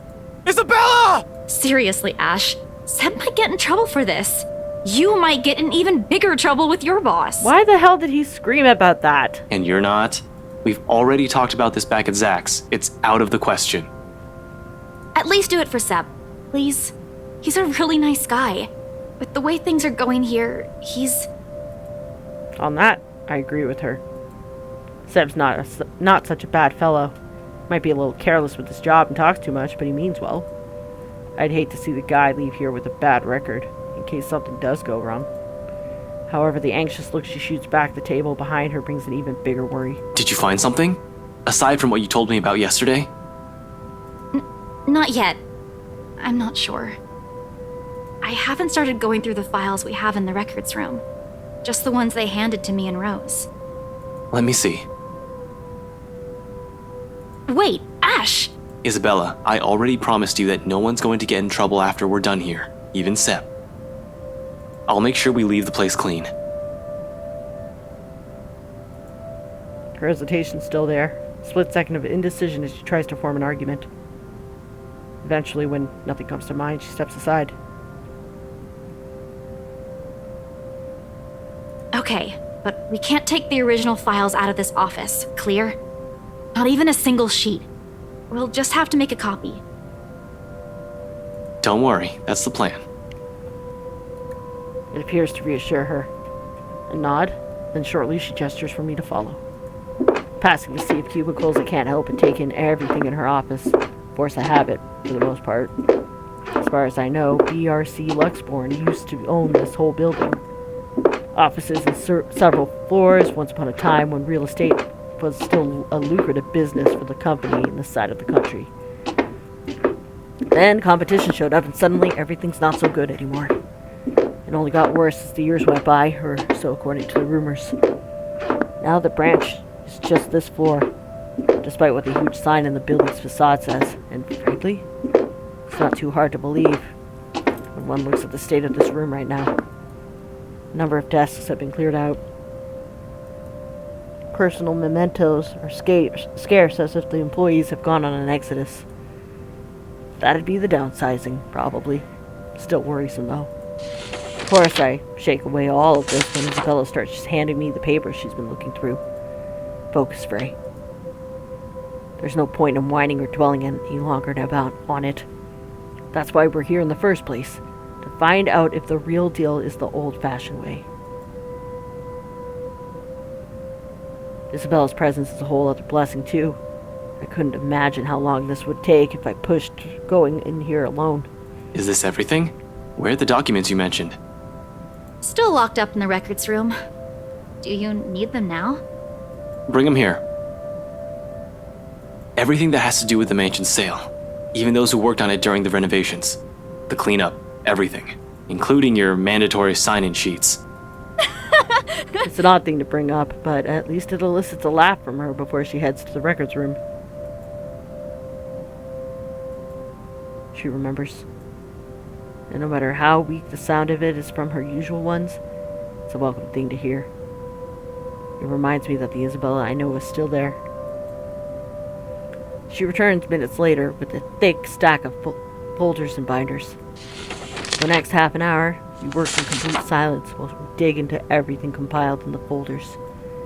Not an easy task considering how thick the whole thing is, but there are two of us. In fact, Isabella does most of the work, sorting through the contracts, the employee list, the stuff we won't need into a neat pile. Just the files for the restoration alone make up a stack of papers that's an inch thick. Third-party service providers hired for the masonry, radiators, woodworking, plasterwork, slate roofing, and a whole bunch of other things that are well documented. Hell, every single contractor who worked on the project are listed individually, even if they're just there to do the plumbing. It's a high-profile and high-cost estate, all right. But with that scope comes the loopholes.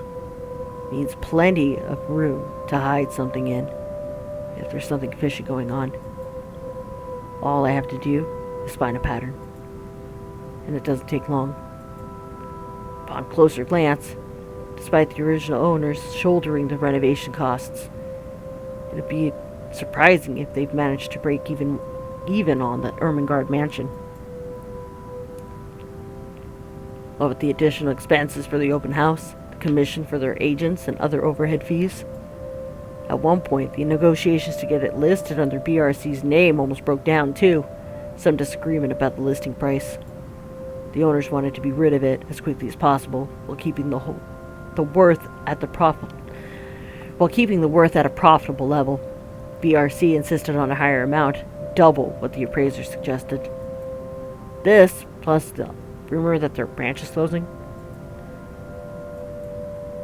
BRC Luxborn really is in the red, and the sale of the mansion could have easily been a desperate move to keep the branch afloat. No wonder the final sale happened as fast as it did. Did you know about this? No, they took it off our hands after I submitted the final documents for the sale. I didn't even know until I read this. I'm not sure if Rose did. I've only been given the key to the records room after she... Anyway, my point is, they've kept all the files from me. Rose was the one who compiled everything from our side, and even then, she was probably not aware of this. There's only so much they let us know. After that, they just told us to wait for our commission, and that the legal team would handle the rest. The rumors are true, huh? Seems so. Sheesh. This place is just unlucky. Going bankrupt while the rest of this crap is happening. But this isn't what we're looking for. What we need is the who. The people aside from Isabella and Cooper involved in this business with the mansion, and the how they are now. We can't do much with the outside contractors. They won't be on file. The employee list, on the other hand. Even with 2 people working through the pile, the whole task still takes quite a while. It's a quarter of an hour later when we put down the paper with a sigh and move on to the clients upon Isabella's insistence. For that, a sign-in form from the open house comes in handy. Something that gives me a laugh when I spy the fake name I wrote on the sheet. Why'd I even pick this name? It sounds so lame. What name? Nothing important. Just focus on those papers you have. We need to finish this soon, before Seb suspects anything. She snatches the paper away before the thought of hiding it occurs to me. Not that there's much secret in it. Isabella found me in the afternoon anyway, but still. Ash Lee? I'd been careless that day, tailing Luke Wright without confirming where they were heading off to. While the butler's terribly efficient in keeping the Wrights' engagement from the public eyes, there are other ways if only I'd given it the time of my day. In retrospect, I'd been too eager, too impatient to find something that'd crack the case and be done with it. Maybe my failure goes as far back as the day of the open house, not during the party last night. Yeah, well, I was pressed for time. Seriously? Ashley? Were you even trying? Oh, come on. You didn't even notice I was the one who wrote it down. Of course I wouldn't. Only an idiot would use his real name. It worked, though. Admit it. It's genius. Who would have thought, huh? She responds with a roll of her eyes, then drops the matter entirely by shoving the paper back into my hands. We lapse back to our respective tasks afterwards, wordlessly skimming through everything. Read, set aside, get another one. Looking back at the sign-in sheet, I spot Luke Wright and Hannah Wright listed at top. Not that I don't know about them already, of course, but scanning through the list, a name immediately comes to my attention. Madeline Williams. Something wrong? Huh? No, just that I remember this girl listed here. She frowns, moves her seat closer and takes a careful read at the sheet. There's a long moment before she speaks up again, but from the way she tenses, she appears to be expecting the worst already. What about her? She was with me, in the group following Cooper, when we toured the upstairs part of the mansion, I mean. Rather loud one, especially when we took a peek into the attic. Kept talking about the ghost stories the whole tour. Then, do you? Do you think she's... She was reported missing 3 days after. There was a ruckus at the precinct the day her family filed. Threats were naturally given, and the lack of progress days later, desperate ones. Her family's willing to shell out all the cash they have just to find her. To no avail, unfortunately. Officer Benjamin's been in a bad mood ever since he spoke with them, but what can he do? What can we do? He's tied. We're all tied. There's only so much we are able to do with everything that's been shoved into our hands lately. She still hasn't been found. It's already been a week. Isabella makes no further comment aside from a nod. Instead, she sits back on her chair with a distant look in her eyes, her hands balled into fists as she struggles with her frustration. Or maybe it's anger. But the moment doesn't last too long. Soon she loosens her grip and she folds her hands back on her lap. Her expression, however, is one I've seen too many times in the mirror. What does one say to a person burdened not by loss, but many? Who carries it on her shoulders like a badge of shame? I've yet to find the answers to that myself. Until then, the only way is forward. Press on to see where our attempts at fixing our mistakes might lead us. And despite my own doubts and glimpses of that look on her face is enough reason for me. I can't just give up. There's too much at stake. Too much to lose. With a renewed focus, I continue. On the third and last sheet, I spot another one. Beatrice Wilde. One I recall from the newspaper obituaries. Died of a heart attack. A letter of correspondence expressing condolences to her family confirms as much in her records. Passed away at age 74 in her sleep. She's at that age. It certainly could have been a natural death. Right? I'd like to believe so. 3 more letters turn up when I rummage through the stack, and it leaves nothing more than a foreboding feeling in me. They're all addressed to families of clients who've passed away in the same week. Regardless, these go into the pile of things worth looking into after our visit here, along with Williams's info sheet. There are just so many names, so many faces, each one I've seen that day, and here I am wondering if they're all right. It isn't a selfless thought that brings the question to mind. Rather, it's the logic that if more of them are still alive, the more people I can choose to question. Nothing's concrete yet, of course. These are just speculations, but we're making progress. Once done with the sign-in sheet, I stash it along with the growing pile to my left and pull out as many of the other documents Isabella has already prepared for me. We're working through the employee list now, those who've been assigned to the mansion. Because if Isabella has to be believed, if what she's seen and what happened to Rose Cooper is because of that letter, I need to know everyone who has possibly read it aside from the 3 of us. If they've noticed strange things too. For all I know, these may have just been a terrible coincidence. Although the thought of that starts to diminish as we dig into the BRC's company files. 15 minutes later, the stack close to my elbow has risen from 5 to 21 different dossiers. Client and employee documentation, people who have either visited the open house or worked on the property in some capacity since the letter's discovery. Turns out there were 2 more employees who handled the mansion directly aside from Cooper and Isabella. Christian C., the real estate specialist, and Mark Julius Jean Marie, the estate appraiser. This C guy, he was in custody just the other day. Really? Sir John has been looking for him. He stopped reporting to work a few weeks ago. Are you sure it's the same person? Yep, this is him. Folks at the precinct said they went to his house after a noise complaint. They found him just acting all crazy. Had to take him in when he started getting violent. He kept screaming about a woman. Immediately she stiffens. I don't want to bring it up or imply a connection to Isabella's story, but that is exactly what happened. It was driving the guards mad, but he didn't last too long in there. A few hours in, and he just started bashing his own head against the wall, and, well, it was messy, to say the least. Oh, no. We had no idea. Is he okay? HR just marked him as AWOL because none of their calls would get through. He's in the hospital right now. I heard they're putting him into a psychiatric ward as soon as he recovers. He's still a bit unstable. Sean Marie, on the other hand, his employee file noted his date of leaving, and even his final paycheck had been given out. Along with it, there's a letter to his family about the appraiser being found dead in the office. Communications hush-hush, and there's mention of compensation if they don't talk about it to the media. Inspector Abigail has often scolded me for not reading the reports on a regular basis, but I try to keep up to date as much as I can. When I do, I make sure I'm aware of the gist of what's going on in my city. This never reached the police's ears or the health and safety executive. Do you know about this guy? One glance at her says everything. They've hidden it from the media, they've hidden it from the police. It's not surprising this will also be hidden from someone of Isabella's position in the company. Fuck. Rose was looking for him. Last week. We haven't heard anything from him either. Until now. They never mentioned this to us. Business going under. Someone dies while working here. Of course they want to keep that quiet. It's bad publicity.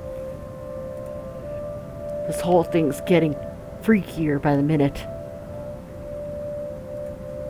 Nevertheless, I handed the files to Isabella to make a copy of it. The pages with their names, addresses, and contact numbers will do. We'll start with the ones who live within the city. Sometimes there are things you really can't brush off as a mere coincidence. In my line of work, once a pattern pops up, it's only right to be suspicious. Especially the thing with C. It's too close to the stuff my own friends have been telling me. All of this? It's considerably thinner than the one she brought in. Yet somehow, the way she hugs the folder close to herself makes it seem heavier. Like she's hanging onto it in the same manner one will latch onto a lifeline. Only the noteworthy ones. And those that might be alive. Might. She doesn't need to know that. We can't check the outside contractors, but the guys with the direct connection to BRC and the people who attended the open house should be enough. We don't have time to see how everyone's doing, especially if what you said is true. For a second, she appears to argue, then quickly decides against it, and hides it away before anyone reads the question in her face. Then, in an all too abrupt motion, she turns around the copier and gets to work. Soon, only the machine's constant thrum fills the air around us, while I keep myself busy cleaning up the mess we've made. The lack of talk is awkward, to put it mildly, disturbing at worst. I got so used to letting her just babble away whenever it's just the two of us. I could tell, however, she wants to do more. She wants to fix this mess herself, and that desire is making her antsy. But at the same time, she's learning not just how to not be impulsive or stubborn, exactly as I told her yesterday before agreeing to any of this. Or maybe these so-called changes have always been with her. Dire situations have always pushed people to change, after all. Although seeing this happen in front of me only makes it difficult to find the proper things to say. In an atmosphere this tense and charged, what's left for us to talk about? Certainly not the news. What's worse is when you only realize all of this in hindsight, right after you've already ran your mouth off. You know, for a house your company seems to be in a hurry to sell, they still made quite a fortune out of it. Look at this. 1, 2, 3... 6. Are you sure they're planning to give your entire share for this? This isn't a small amount, especially given the usual cut. And their accounting department isn't in the greatest shape either. Even if they don't, it's not like someone still needs it. And there's the reason why people don't let me talk. Silence once again descends throughout the room, denser compared to the ones we've shared tonight. Behind me, I can still hear her movements, sharp and precise, while she feeds the originals to the machine. Then, with one last click, all of it stops. Her feet shuffle slightly against the floor when she moves away. Something creaks softly, probably the table, as she settles her weight against it. By this time, an apology's already at the tip of my tongue, but... Belle, Papa's gone, Ash. Within those scant few seconds, everything between us shifts as the gravity of her words sinks. Right then and there, something harsh and immovable rises between us. Death is something I'm familiar with. Almost 10 years in the police force, and it's impossible to not be acquainted with it. But this is different from those dead bodies we examined in forensics. A far cry from the victims we found on a bad investigation. Those I could easily distance myself from. No emotional attachments, no need for pretense. Yet, somehow, I still find myself grasping for things to tell her. Any words of comfort that'd dull the pain. Because even without looking at her, her grief feels palpable enough. Her pain an immutable weight hanging over us. So I gently offer. When?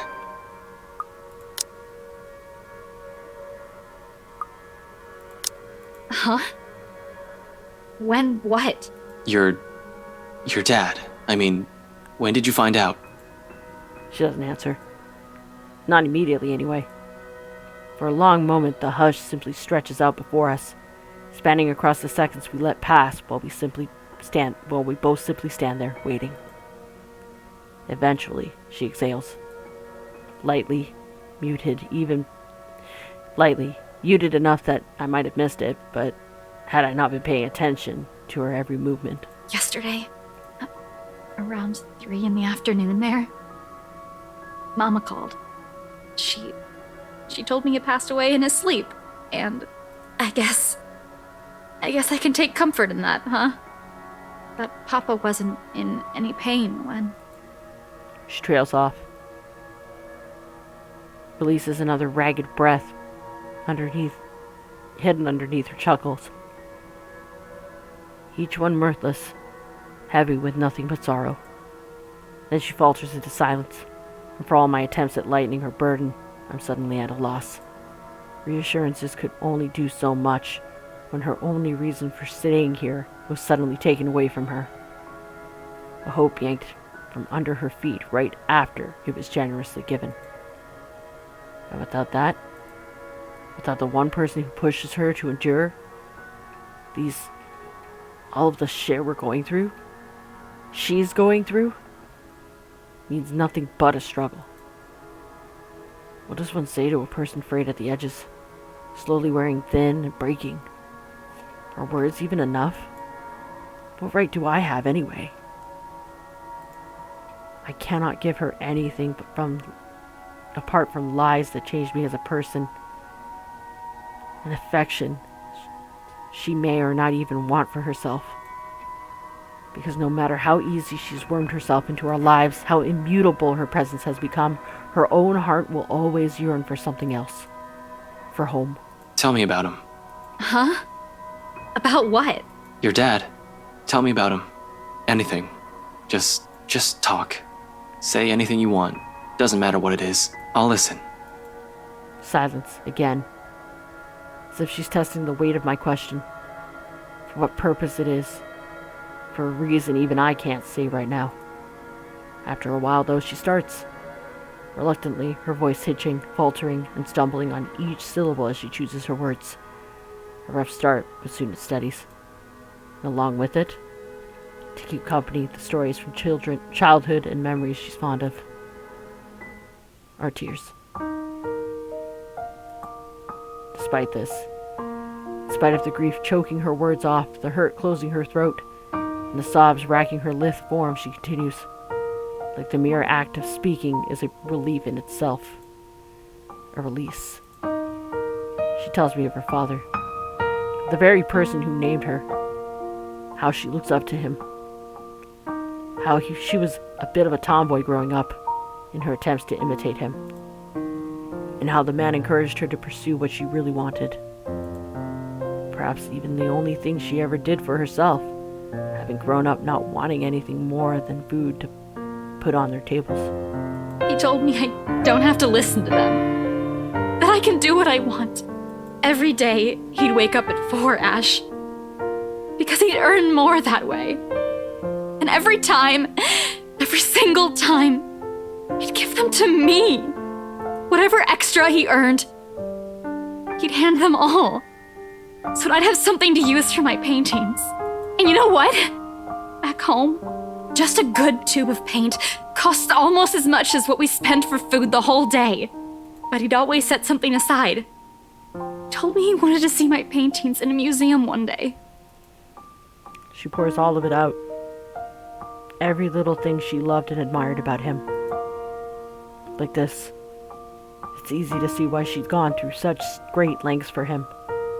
Why she abandoned her dreams, why she went against his wishes just to grant him another chance at life. Others would say it's her warmth that draw people to her, or her cheer.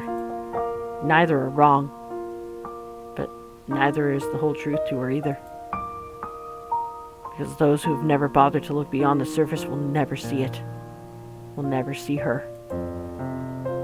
They won't see someone earnest, or someone who has always meant well despite her underlying stubbornness. Because this is how she loves. Warm, steadfast, unflinching. You never meet many people like her. Not in my line of work. Not with the kind of people I've had to deal with. Always with something to hide, always something to lie about. Eventually, when you run across too many of them, you change. You become like them. In many ways. For a lot of reasons. She's the kind of person I want to be around. The kind of person I want to be. The kind of person who made me feel like I'm still worth something.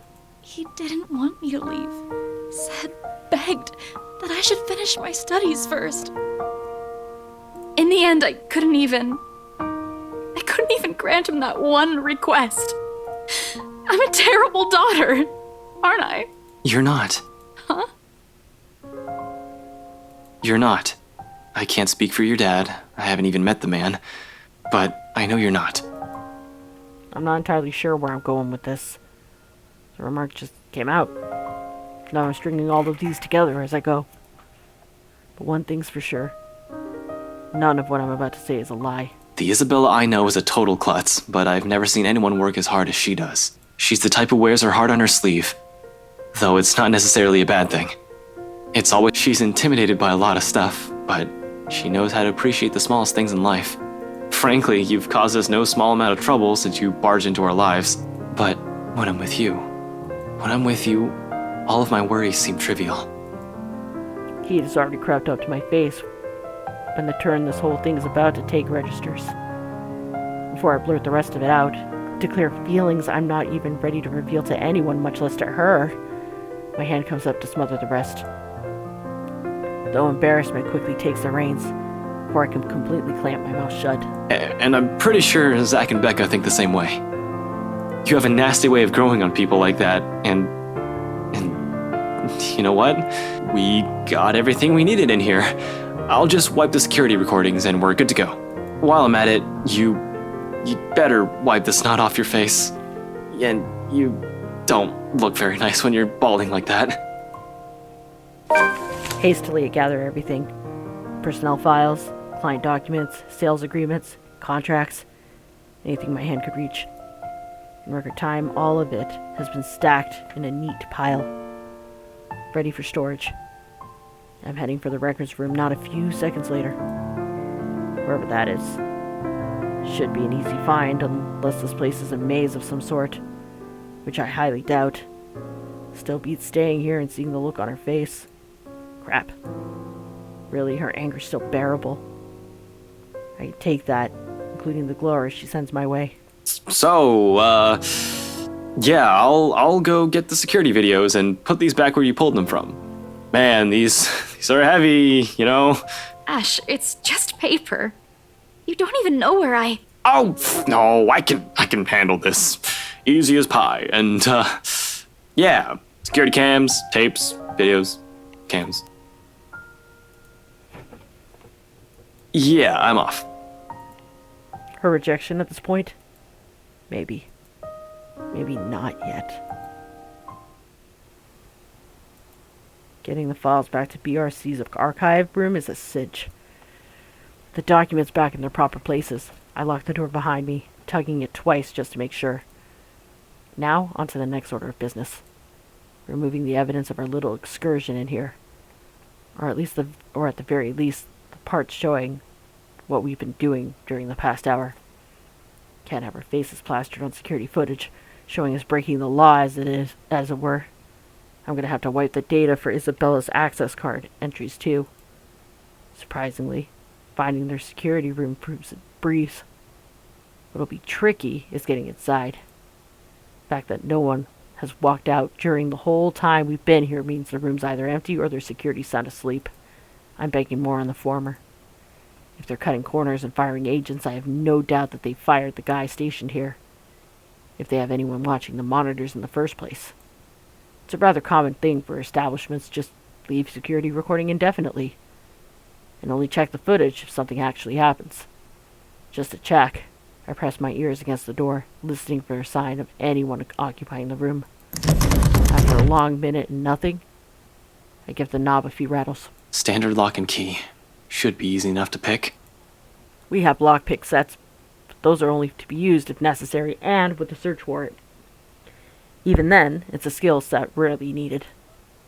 Subtlety isn't on a cop's priority if they have authority to search the premises. Bolt cutters and brute force are favorite methods. If those fail, we call a locksmith. Me? I prefer the good old hairpin trick, when those options aren't available. Besides, they're easy to hide and store for emergencies. Running my hand through my hair, I pull out a pair of bobby pins. 2 of these, and I can just open any standard lock. I can just about open any standard lock. One makes the lever, the other makes the handle. I won't call it a complex skill, but it certainly takes time and a lot of practice to successfully pick a lock. Good thing I've practiced with them for a bit in my college years. Learned more when they were accessible and standard issue for a law enforcement officer. I wriggled here, I clicked there, and I managed to seize all the pins in the locking mechanism soon enough. With the slight turn of the knob, the security room's ripe for the picking. The room's odor hits me first. A sharp, nauseating stench, as if someone has accidentally spilled a gallon of bleach in the room. When was the last time they opened this place? Ugh, this place smells awful. Jesus, it's worse than the forensics lab on a bad day. This is probably because the badly botched effort to clean the place up.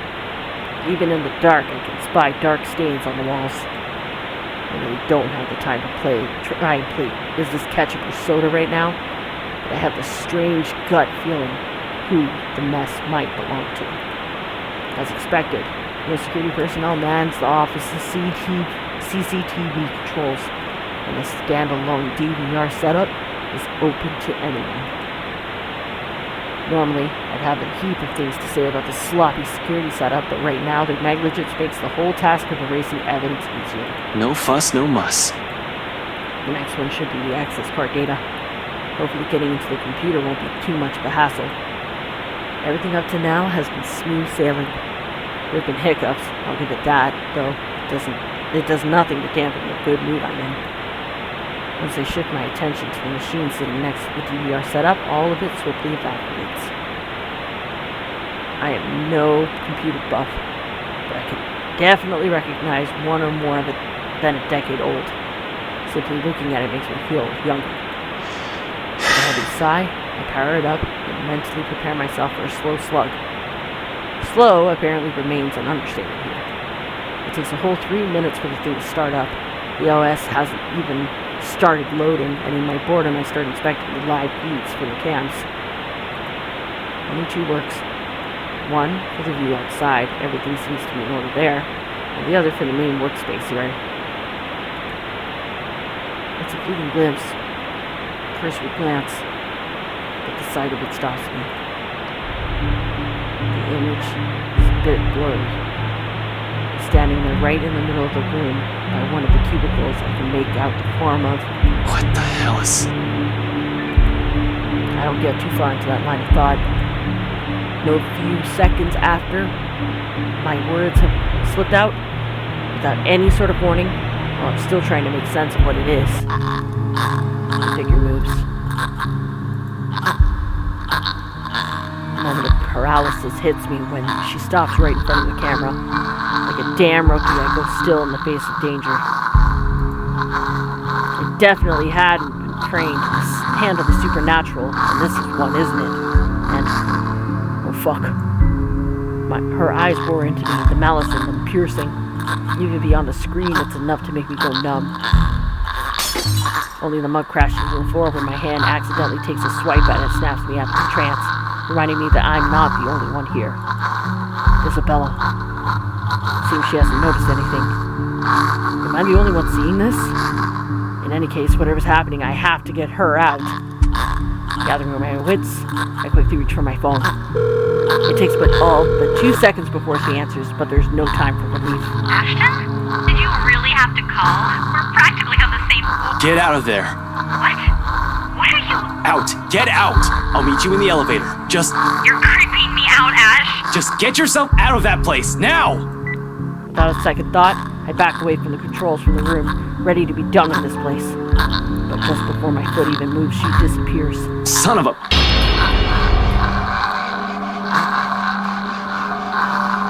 Instinct instantly takes over, and my hand reaches quickly for the gun at my side, only to meet empty air. A mistake that cost me a few precious seconds while the paperwork I brought with me threatens to scatter everywhere at the same time. Gathering everything and myself once more, with no weapon to protect myself, my sense of self-preservation kicks in next, and I lunge towards the door. I sprint across the office without daring to look back. Isabella's already waiting in front of the elevator by the time I make it out of their office. Worry creases her forehead upon glancing at me, but I don't have time to answer the questions in her eyes. As soon as I reach her, I grab her arm, practically throw the two of us into the open elevator, and slam the button for the ground floor. A sigh of relief escapes me, and the elevator starts its descent. The clicking noises fades off into the distance. Beside me, Isabella shifts, moving the stack of papers under her arm while she takes in my appearance. Concerns in her eyes, though all I offer is a small gesture of my hand while attempting to compose myself. Breathe in, out.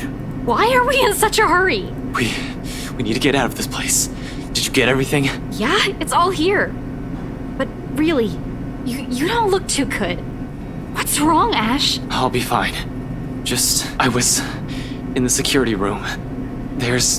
From the monitors, there was a fucking... The rest of what I'm about to say dies on my tongue when the elevator stops and the door is open too. There's a moment of pause while we both take in our surroundings. Confusion understandable here. Oh, come on! They should just replace this whole thing! No, I'm quite sure I pressed for the ground floor. Right? But it's just as Isabella said. The elevator always had problems when I visited in the past. Often she becomes so angry whenever we try to get to the floor, and she'll have to repeatedly smash the button for the elevator to even move. That was always good for a laugh. I wasn't too worried then. Now?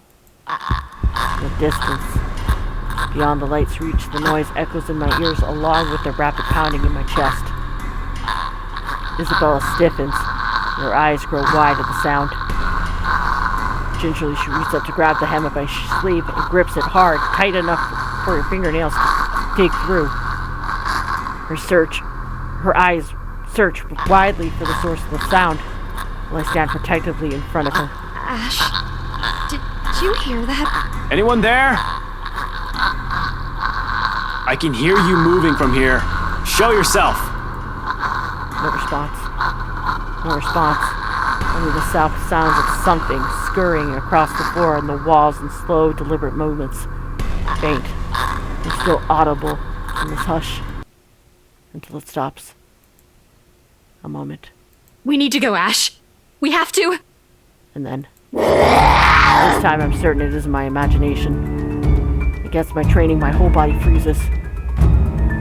Hands still pressing, mid-press of the button, eyes growing wide while waiting for any sort of movement from further back and ears straining for the source of the sound. I even offer Isabella I can't even offer Isabella any reassurances.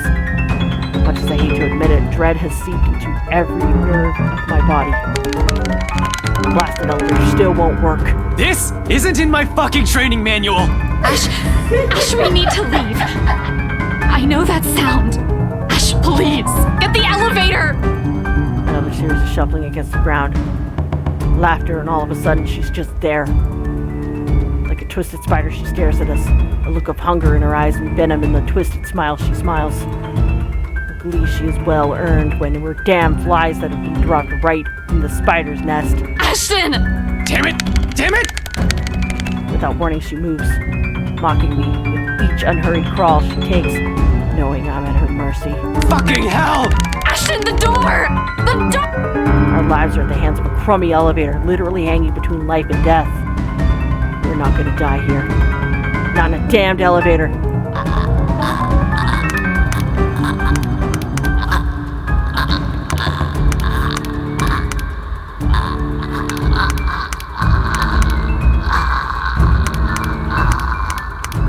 Fuck off. As if a divine power has heard me swearing up a storm in my head, the doors close just as that thing looms near. Soon the elevator, the blasted thing, is heading up. Isabella's knees buckle in relief. In 2 ticks, she's hugging herself without any care for the mess of papers and folders she's dropped on the floor in her panic. She draws in one ragged breath after another, each one brimming with nothing but relief. And this is the most I've been tired my whole damn life. Not during training, when my superior first asked me to drop 100. Not after a stakeout, but after smashing a fucking elevator button repeatedly. I slip to the ground beside her, worn out. But I don't let myself feel relief again.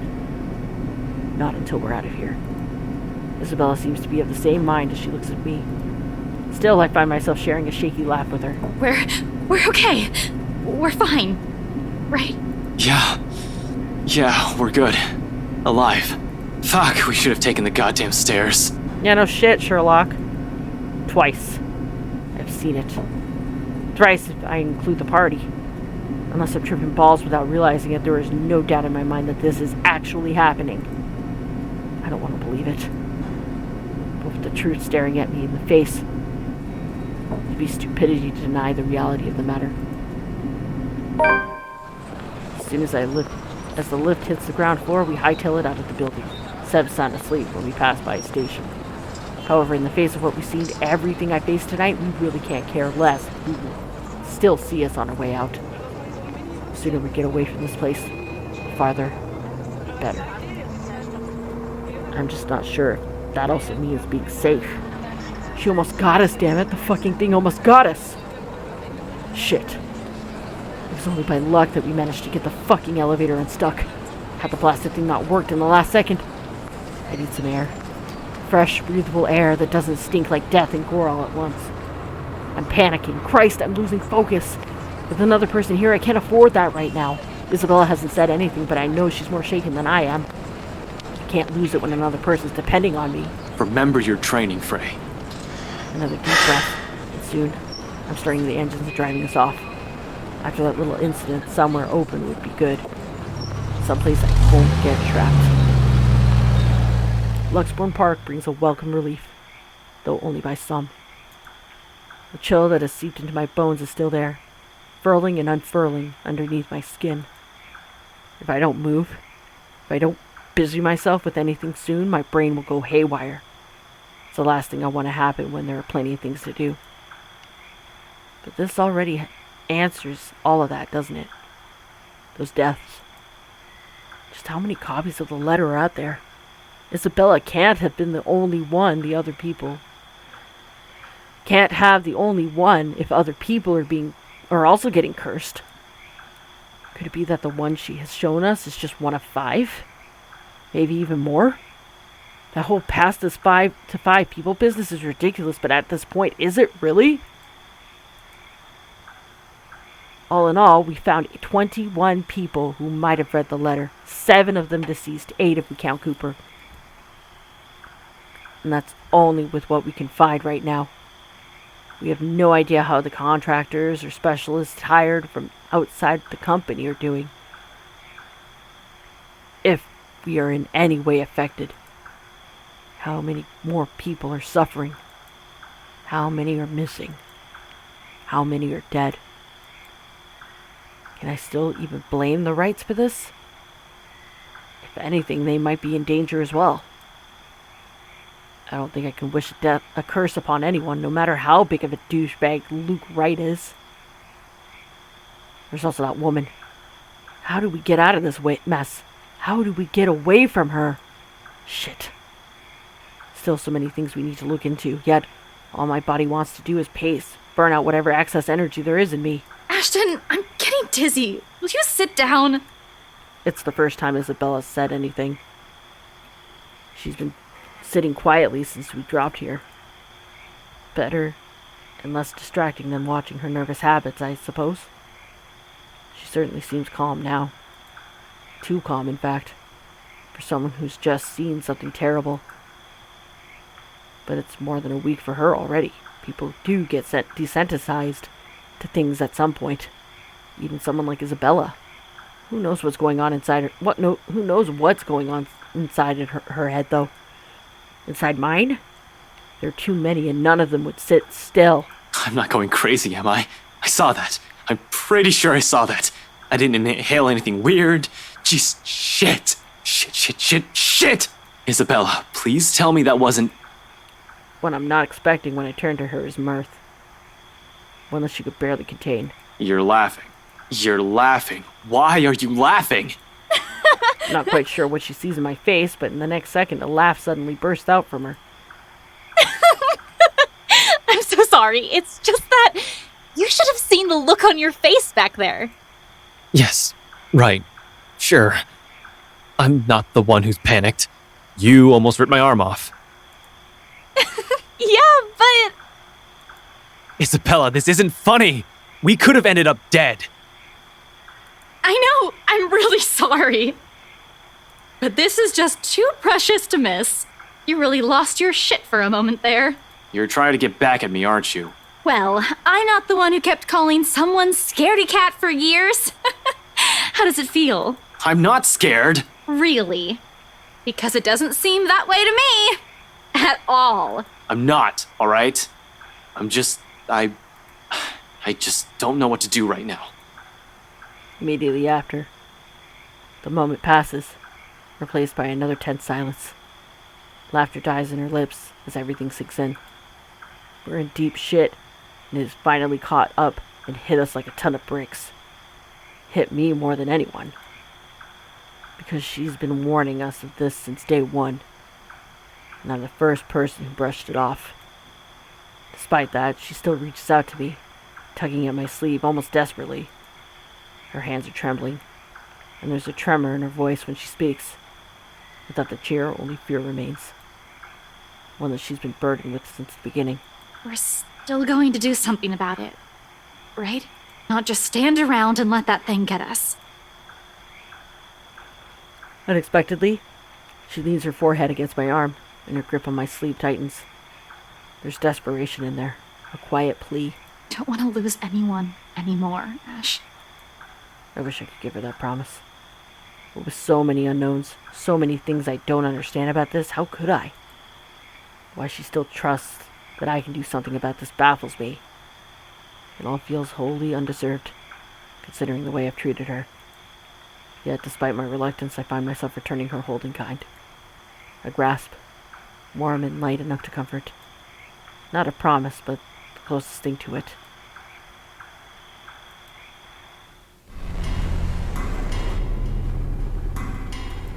Darkness blurs the edges of my vision.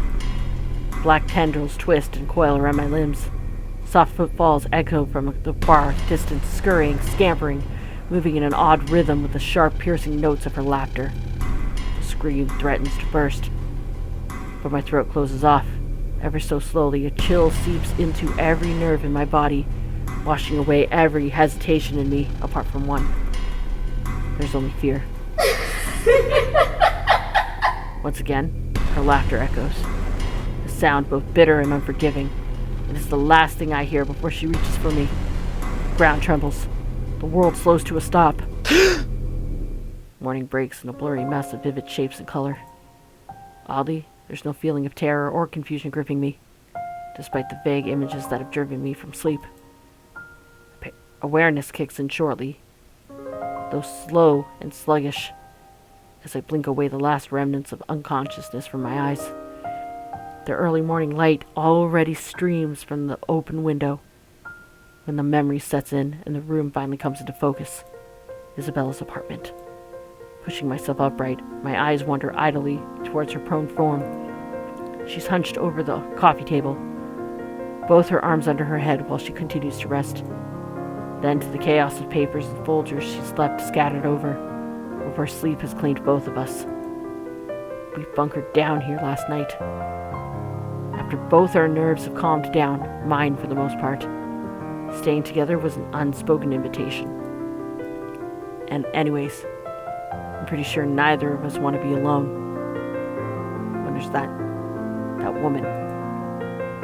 Is she still one in the first place? One that we'd normally call a human? Can it still feel guilt? Does it understand pain? Fuck. I'd rather get charged for breaking and entering than mess with whatever that thing was any day. Not that thinking about it still matters when all of our lives are in her hands. She's dangerous. If we don't do anything about her and this curse, we'll definitely be pushing daisies soon. Can't let that happen. I've dallied on this long enough. Left all of my friends in harm's way after the warnings they've all given me. Besides, beneath the terror and the adrenaline that keeps me running, knowing what lies ahead for me, for Isabella, makes it hard not to take action. The paper sitting at the edge of the table calls my attention, and this light against my hand when I reach for it. It's caught my eye night before. But with the lot we still need to go through, I simply ignored it. The logo emblazoned at the top of the page, however, provides this paper a whole new meaning. Not for me, but definitely for her. A scholarship grant, huh? I've only ever heard her talk about this once or twice. Completing her degree, that is. She rarely goes about it in great detail, preferring to keep it to herself. Perhaps this is the fact that she thinks she's too old to be chasing after it. It's been 5 years after all, but I caught enough snippets of conversation between her and Zach to know she'd never given up on it. Despite how things have panned out with her father, she's one step closer to this part of her life. As silly as this may sound, coming from a friend, I'd like to give her the chance to have this.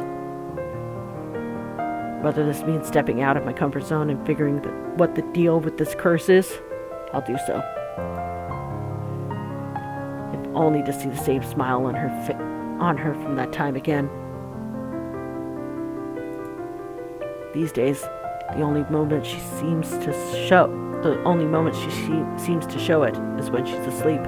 Like right now, no matter how uncomfortable she appears. The smile of my own forms. Despite this, when I glance at her sleeping form again, she hasn't moved since. Her shoulders rising and falling in slow, even rhythm with her breathing. You wouldn't think she has any problems this way. If only that were true. Sighing, I placed the paper back where I'd gotten it, carefully, so I don't accidentally wrinkle and damage it in some way, and finally push myself off my makeshift bed. Isabella shifts when I carry her off the floor and over to her bed, but doesn't wake. Simply tucks herself comfortably under the covers that I pull over her. Briefly, though, she mumbles something to herself and draws in another deep breath. Becca, Ashton's being dumb again. She drifts back to a deeper state of sleep after, like it hasn't been interrupted by the slightest movement earlier. The small smile on her lips remains, when I find myself returning in kind. Who sleeps like a rock now? Better this way. Better to leave her to her dreams for the moment, which I hope are better than the ones I've had. She'll have time to worry about her problems later when she wakes up. For now, This will be another thing I don't want to take away from her. A moment of respite, no matter how fleeting. She deserves it after everything she's been put through. What I've put her through. In the meantime, I still have 2 other people I need to check with.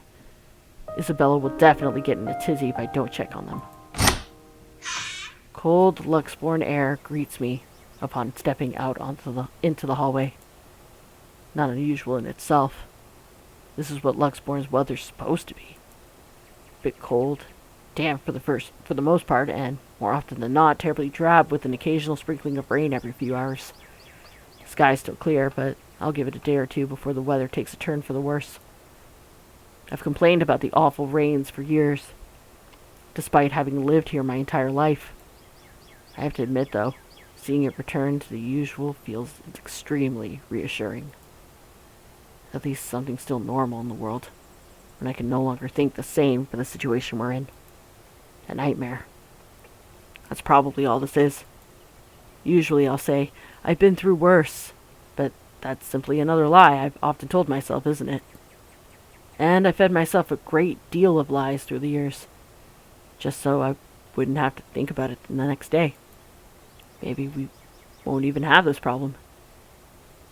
We wouldn't have this problem if I hadn't been running away and ignoring it, hiding them someplace no one could see, simply because I believed doing so was a show of weakness. The fuck do I know about ghosts, though?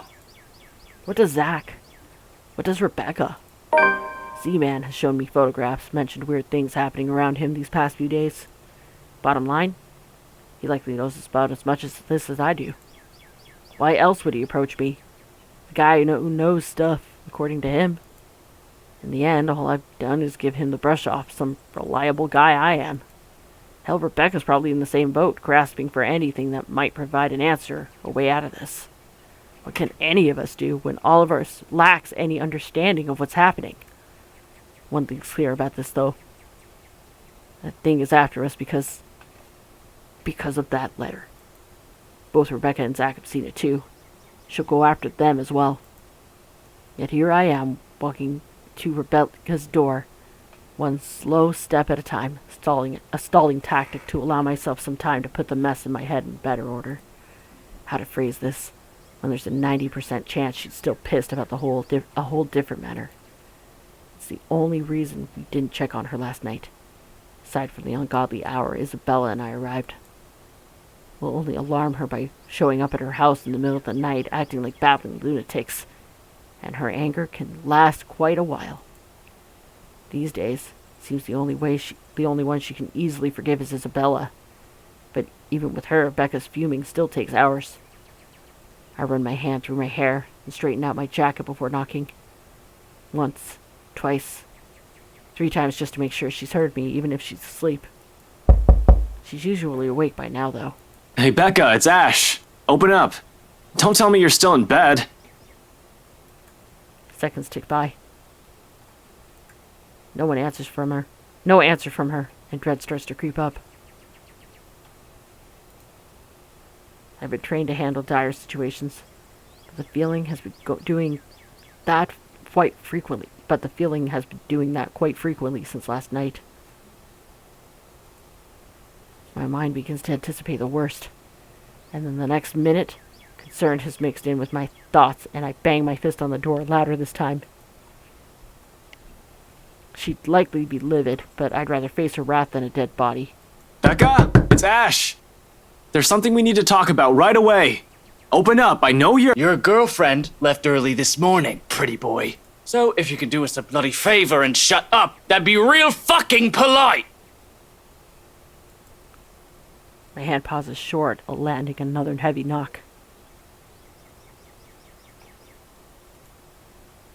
From the other unit, Rebecca's other neighbor peeks in through his door, though I see nothing but a bundle of blankets. I'll say they need help from being devoured by their sheets, but it sounds like he's just fine. He's a huge asshole, too. Course of action, so people like him won't ruin your day. Act like the nicest person on the planet. He's done me wonders when I was a rookie. It has done me wonders when I was a rookie patrolling the streets. No need to match his temper. Oh, Did she say where she was going? I don't know. She said something about meeting someone or something, in case Filipina girl over there asks. Well, what am I, her keeper? You know, some people want to sleep in on a bloody Sunday, so keep it down. Just looking forward to this weekend. Thanks, you damn git!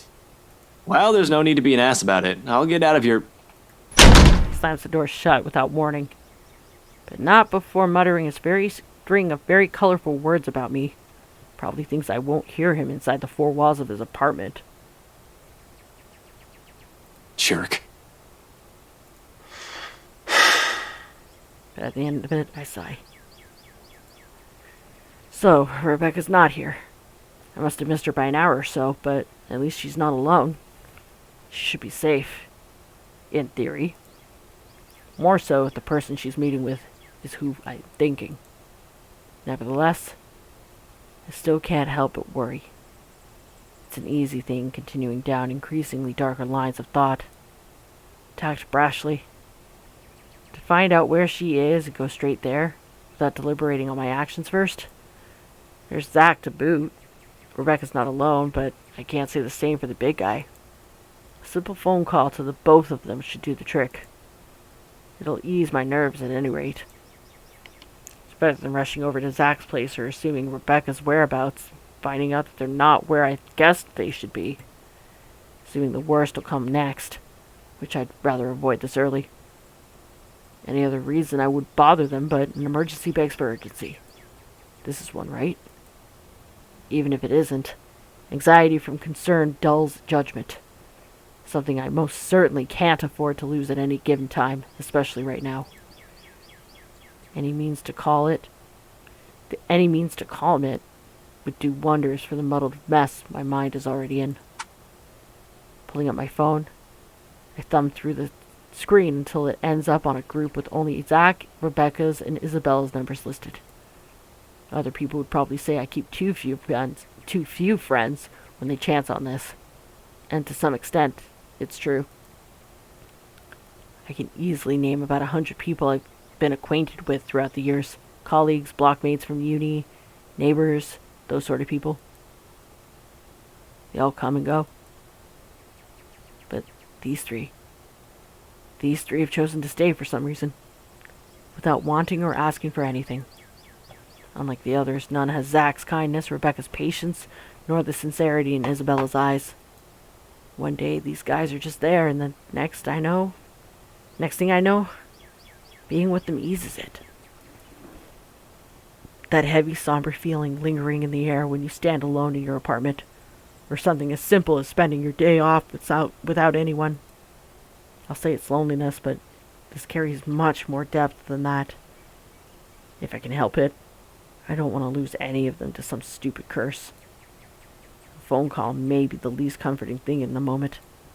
Honestly, I prefer being in the same room with them right now, but I'll take what I can get. Becca first. She'll get angry at me for worrying about her. She isn't some helpless damsel in distress after all. She isn't the shy little girl I knew when we were children. We're already far from the people we were back then. But that's more than enough reason to check in on her. I don't have to imagine her taking anything head on. She'll do it, instead of asking for help when she needs to. I don't care if she gets mad at me, if only to know that she's fine. A ring. In the silence of the hallway, its sound alone might as well be sharp enough to pierce through my ears. Another second passes. 2, 3. But when on the 9th ring, it goes straight to her voicemail. A cold feeling instantly lodges in my throat. Rebecca Gales here. You've reached my voicemail. Sorry if I can't get to you right now. Oh, and if this is Isabella, yes, you're free to reheat the food in my fridge. Otherwise, leave a message. Probably just busy, that's all. Though I still barely manage to keep my voice even when I speak. Hey, Becca, call me back when you're free. We need to talk. ASAP. Becca will be alright. Is alright. She's safe. She's with someone. In the event that woman shows up, she'll have someone with her. Someone she'll be able to ask for help. She's safe. She can handle herself. Becca might have a fiery temper, but she knows when she's faced with something she can't handle herself. Becca will see my missed call and she'll call me right back. Though I don't express it enough. Becca is someone I consider important to me. She's been my friend for the longest. Anybody else would have been fed up with me and left. Girl stuck by me, no matter how big of a jerk I've been. There's Zach and Isabella now, of course. I'll always be thankful for having them around. Worst times before that, however, Becca was there. No one believes it when I say it, but I've surely had my awful moments as a bratty kid and as a horrible teen. Issues. I've too many of them to count and refuse to deal with for a time. At least that's what Andrew likes to tell me. I tend to think nothing of it. It has mellowed down over the years thanks to the professor, mostly. But at times, I do wonder if it still burdens me the way it did all those years ago. After all, I was terrible. Especially around the time of my parents' separation. Looking back at it now, I had no reason to direct all of my frustration towards everyone else. While I wasn't a kid who lashed out at anyone, preferring to keep it to myself and turn those negative feelings into more productive things. I've grown distant from a lot of people because of it. From my old friends back in my old school, and the neighbors I've hung out with before moving. Habit I've likely brought with me into adulthood. I was just so angry at everyone and everything. All I kept thinking about was myself, wondering why me?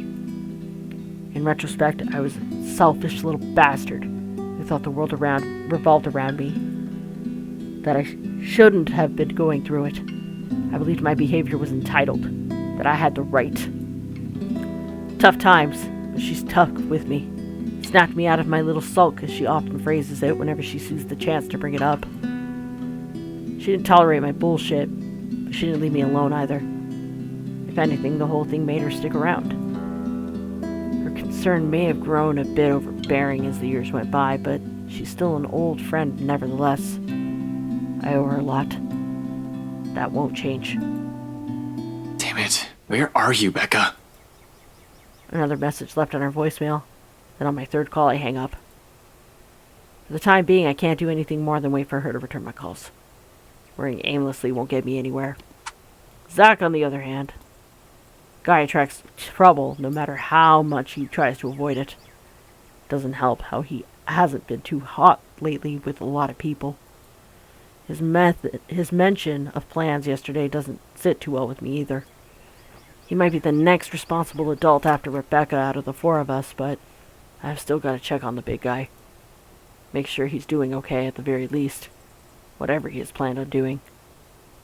All I'm asking for is to not be idiotic. He's a sensible guy, I'm sure. However, desperation clings and pushes people to do things. Rational or irrational, it doesn't matter. Clear thinking flies out the window the moment you're in danger, and I sincerely hope he has not found himself in a tricky situation. His phone doesn't even ring before he answers, or his voicemail at least. Hey, it's Zach. Well, a voicemail anyway. I'll get back to you as soon as I can. So, just leave a message, yeah? And no, Ash, you're not allowed to lockpick your way into my apartment again. Just do what any other decent human being does and call if I'm not around. Thanks. Did he turn it off? Why? I don't want to assume the worst yet. Maybe he's forgotten to charge it? Can't be. Guy can be a bit of a Boy Scout even more than I am a cop. He's the type who has an extra battery or power bank in his bag if he ever needs it.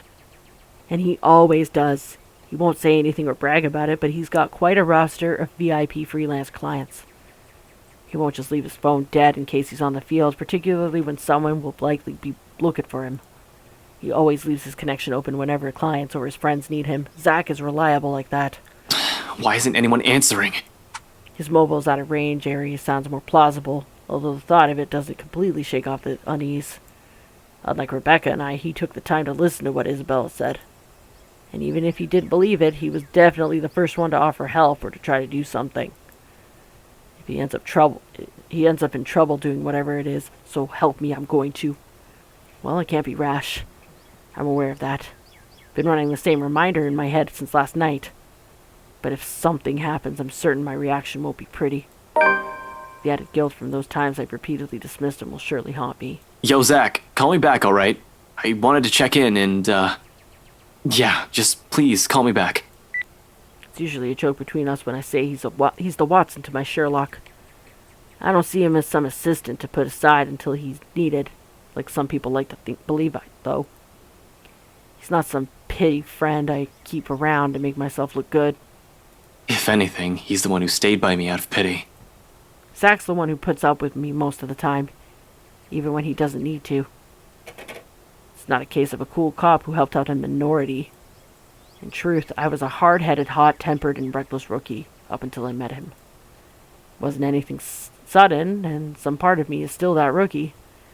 But I've grown thanks to him. He tempers that part of me. Considering how our first impressions went, I'm lucky he stuck around.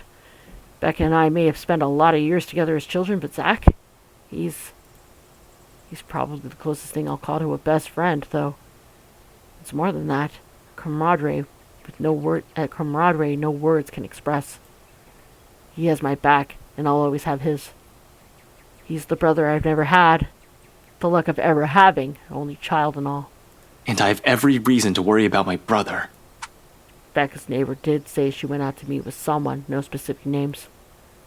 If I'm wrong and she's not with Professor Clark, then maybe it's Zach. They've never been close, but it's not the kind of awkward friendship where meeting together remains out of the question. Regardless, I continued dialing for his phone another 3 times, like I've done with Becca's.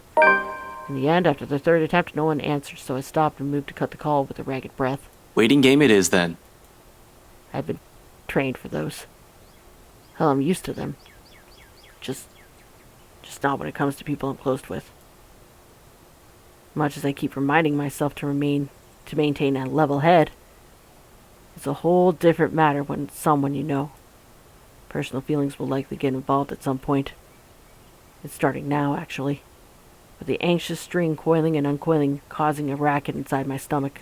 And that's exactly when the line finally connects. Before he even speaks, my questions already slipped out, including every pent-up worry and tension in my body. Where are you? The line's choppy, though I can still make out the words he's saying. Nothing to worry about, then. He's just someplace where network coverage is shitty. Can't imagine where we're at this time of the morning, though. Did he go out for a jog? What was that, Ash? Could you repeat that? Signal's shitty here. I asked, where are you? Hell, Zach, I've been calling your number for a good 20 minutes now. What kind of shithole did you get into? I've meant that to sound as friendly as possible to keep things light, at least. Instead, only the frustration shows in my tone. Good morning to you, too. I should be asking you that question. I've been looking all over the mansion for you. I thought you'd be... What mansion? Do I really need to answer that? Why are you even... Please don't tell me that's his plan. Morning visit to the mansion, where Luke Wright is? Of all the pig-headed things to do right now, it's the best thing he can come up with? Breaking and entering? I've got plenty of reasons to rail at him right now. Although no matter how much I want to give him a piece of my mind, unfortunately, it's not the time. No, wait. Just get your ass to Isabella's place, and hurry. He pauses a moment, second of indecision while he seems to contemplate his options. How urgent is this? In truth, the question, the hesitance and the indecision in his voice, has caught me completely off guard, and understanding dawns on me. His decision to go there isn't one born out of stupid impulse. He must have found something. However, no matter how urgent it is, he still shouldn't have gone there, alone at that. Despite myself, in that split second of comprehension, I allow it to show a weakness. A simple request brimming with every unease and disquiet causing turmoil within me since last night. It bears a selfish hope that he'll understand, even through the unstable signal, that whatever's keeping him there, he'll be willing to set it aside for now. Pressing enough for you to stop asking questions and get yourself here. Please, Zach. Silence fills the other end of the line again. For a long moment I assume he wouldn't heed it, and I'll have to drive there myself just to drag him back away from whatever danger he's skirting. Thankfully, he agrees. I'll be there in a few. An hour or 2 tops. Thanks. I'll see you. Relief washes over me as soon as the call ends.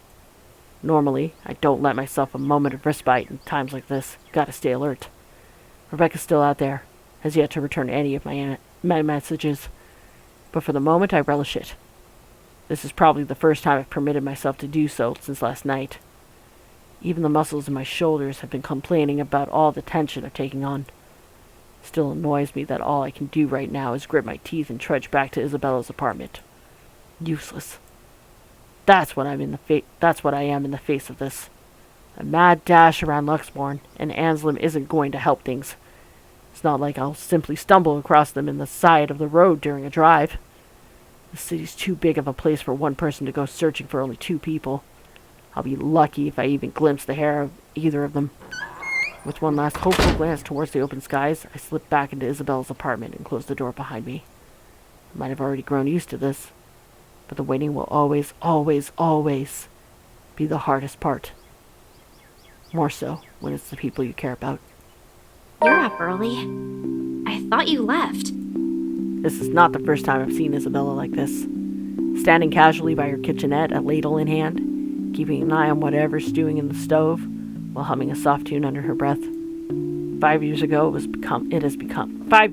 has become a common sight after the 3 of them, including Zach and Rebecca, found a mutual interest in cooking. After that, whenever our schedules allowed it, one of them would invite everyone to dinner or lunch instead of eating out.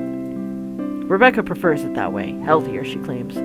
Zach's just too happy to be able to cook for everyone. Isabella, on the other hand, as long as there's food, she's happy. Me? I've been banned from the kitchen ever since the pressure cooker incident. Easier times. Good times. Right now, however, the scene brings an odd sense of normalcy. A strange fit with all the things going on around us.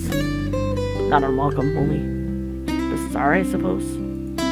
Isabella doesn't follow up on her question earlier, but she does raise an eyebrow my way when I take too long to answer. For that, I only offer a casual shrug in response and a short answer. I've checked with Zach and Rebecca. I'm just waiting to hear back from them. I'll edit an quip or 2 for her, if the timing for a joke isn't off and doing so won't be inappropriate. I don't want to alarm her either. There's no reason to. Yet. Until Zach gets here. Or until I've received an answer from Rebecca. Whichever comes first. Nevertheless, it's clear she has plenty of questions. It's right there in the subtle crease between her eyebrows and the inquisitive gleam in her eyes. Curious as she is, though, she decides against voicing all of her questions out. Instead, she shifts her attention back to the stove and gestures vaguely with her hand in the couch's direction. Well, if we're going to wait for them, don't stand around there. It's getting distracting. You're just cooking. How am I distracting? I don't know. Something might explode again, maybe. Zach's kitchen ban for you is also in effect here, you know. Now shoo, go. Stop hovering. You'll ruin the food. I'll be done here soon. She leaves no room for an argument by swatting the ladle at me. And just like that, I've been kicked out of the kitchen. Left with nothing else to do, I drift back to her tiny living space and slump down on the couch. Closing my eyes, I allow the noise from the television to guide my thoughts. The ones I've been keeping at bay, freeing them from the cage I've been built around them, so that I won't have to think. One by one, they trickle back into my consciousness, each more frightening and unnerving than the others. So many things going on. So many things happening. The papers that we've gotten from BRC don't provide any comfort either. Seriously, is there even a point to those after last night?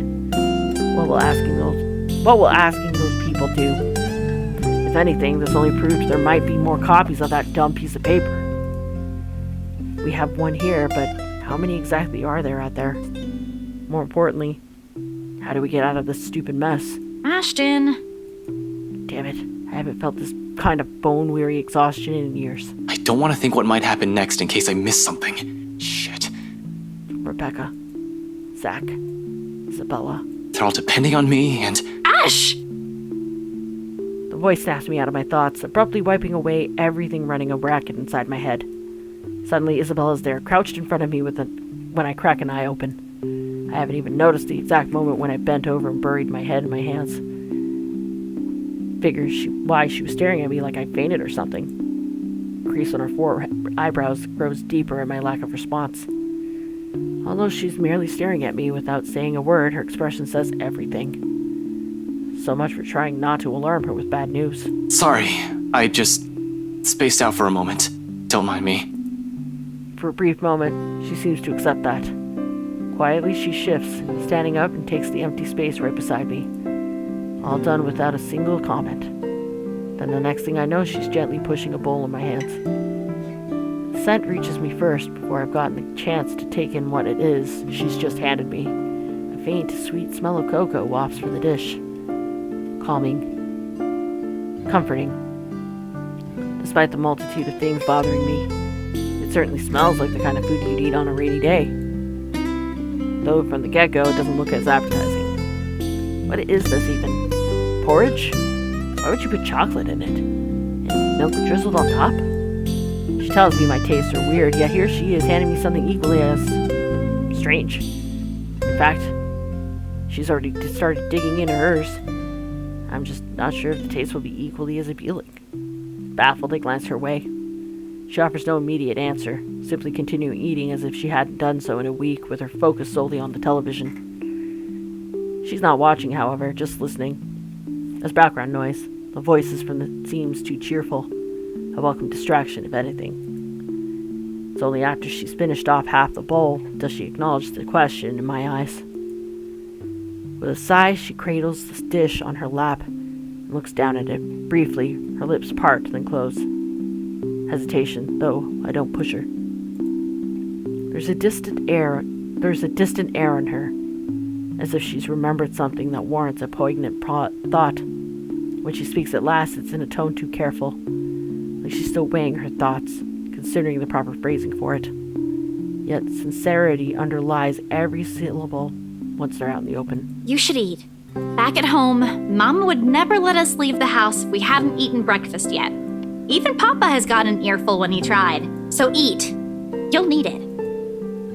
She returns to her food after words, while I can only stare at the one she's proffered not a few minutes ago, warm against my hand, tempting me to take a bite. Not that I don't appreciate this, but what good will this do? Zach and Rebecca's both out there. Who knows when that ghost will show up again? Even in our dreams, we're not safe. But that's it, isn't it? We don't know when. And at present, we have no chance at respite. Maybe the only one we'll have. Even if it's as mundane as sharing food between us. Quietly just seated side by side like this without exchanging any words. The intent hangs unspoken in the air. Something that probably goes as far back as the second she offered the food. Still, in the end, Isabella's never pushes it. Rather, she lets her own silence convey her hope. Whether I'll allow myself that break, she leaves it up to me. Thank you.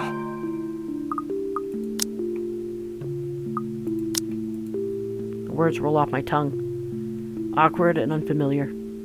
Far removed from those jests and quips we've shared. Yet she accepts this with a smile and nothing more. Regardless of everything left unsaid, the sight of it brings comfort. More so than any generous offer of food can give. Though we both lapse into silence after as we finish off our food, there's ease in it. In the muffled sounds of Luxborn filtering into the room. In the light streaming from her windows, and the faint draft occasionally drifting in, catching the loose tendrils of her hair. In the way her voice falters, and when she tries to form words. And despite the horror looming over us, I find myself wishing for the minutes to slow, for the seconds to last. And ultimately, she's the one who breaks it. Softly, after a minute's pause, the world mumbles under her breath. Sometimes, silence simply compels us to speak. I've been wondering, before last night, before Mama told me the news, what if Papa passes away, despite everything? That sort of thing. I know it's not good to think about, but I also knew it was getting worse. Mama won't say anything, but I've always known that one day, he'll eventually. She releases a sigh as her grip on the bowl she still holds tightens. There are no tears, but she might as well have had them with how weak her voice falls. Are there any left? I don't know what I'm going to do. before, I can easily say it's because of Papa. Now, I don't have anything. You have that scholarship from Lux U. Were you going through my personal papers while I was sleeping last night? I don't really have to. You left it sitting in the open, right there on the table. Like there's still anything to hide, she snatches it away from where I placed it back earlier. Except there's no anger or an annoyance in her face when she looks at it and rereads every line with a pensive expression. After a short while, she folds it neatly along the crease and sets it back. I don't even know if this will work out. Well, if it doesn't, what about that exhibit you've been planning with Zach? Do I even have to ask where you got that? Zach sucks at lying. You have no idea how easy he is to read. It was all in his face when I asked about it. And anyway, if that doesn't pan out too... I trail off, hesitating, measuring the weight of my next words. Genuine as they are, part of me believes they're a burden, too heavy to impose upon her. Because no matter how much I want her to stay, we're not what ties her here. It'll be selfish to ask that of her. More than anything, her family will always come first. I say it, nevertheless, if only to let her know that no matter what her choice will be, there will be people here whose lives her mere presence has changed. Mine most of all. You have us. Words startle her to pause. And slowly she turns to me, her eyes wide, disbelief all over her face. But before regret forces an apology up my throat, her expression dissolves into something I can't quite place. Something distinctly softer, more tender, familiar.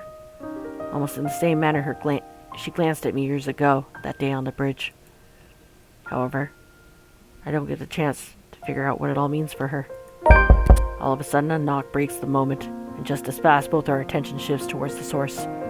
Before things can get awkward fast, I stand up to open the door while muttering some flimsy excuse in the process. I'll get that. It's probably Zach or Rebecca. Really, I know we're in a pinch, but their timing can't be any worse.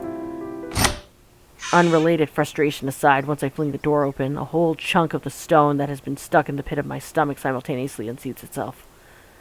There in the hallway stands Zach, his hand raised, ready for another knock. Dude gets to survive! Finally, after all the playthroughs I've ran through, he finally gets to live. Although he's not at his most presentable at the moment, ruffled and drenched with sweat as he is, relief quickly washes over me like a tide. He's still panting when he pushes me aside and heads in.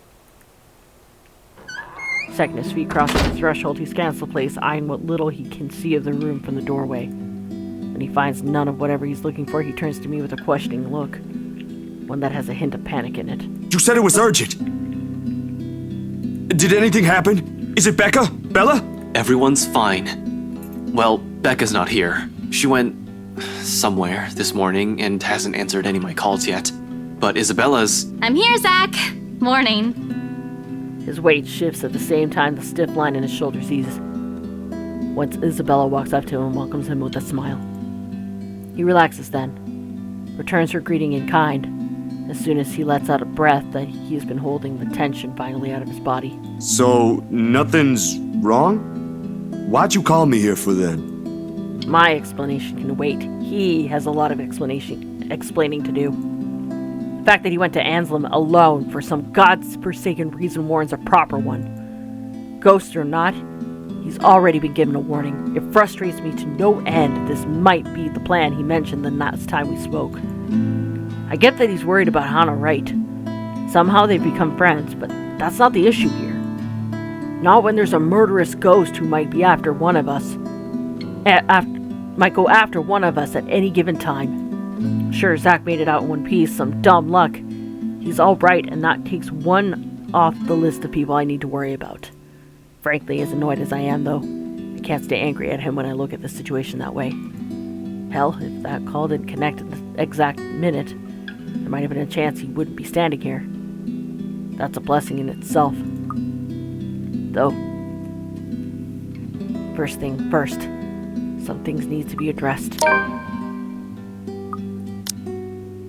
Nice. Except, when I open my mouth, the only thing that spills from it is my own relief.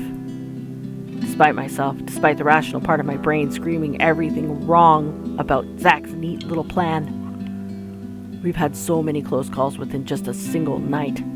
Zach showing up in Isabella's doorstep alive, whole, and unharmed. I might as well take comfort in that while I still can. You're okay. You did tell me not to do anything stupid.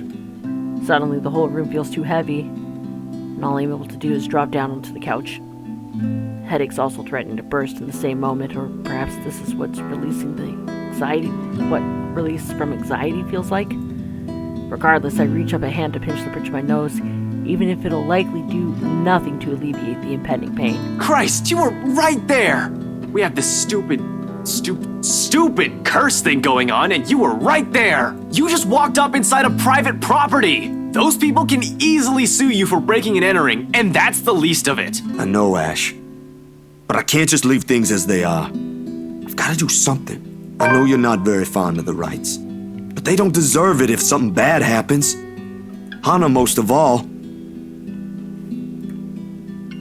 God damn it, Zach, I was worried! Unexpectedly, he laughs. Not the half-hearted sort he makes when he's awkward or coming up with an excuse.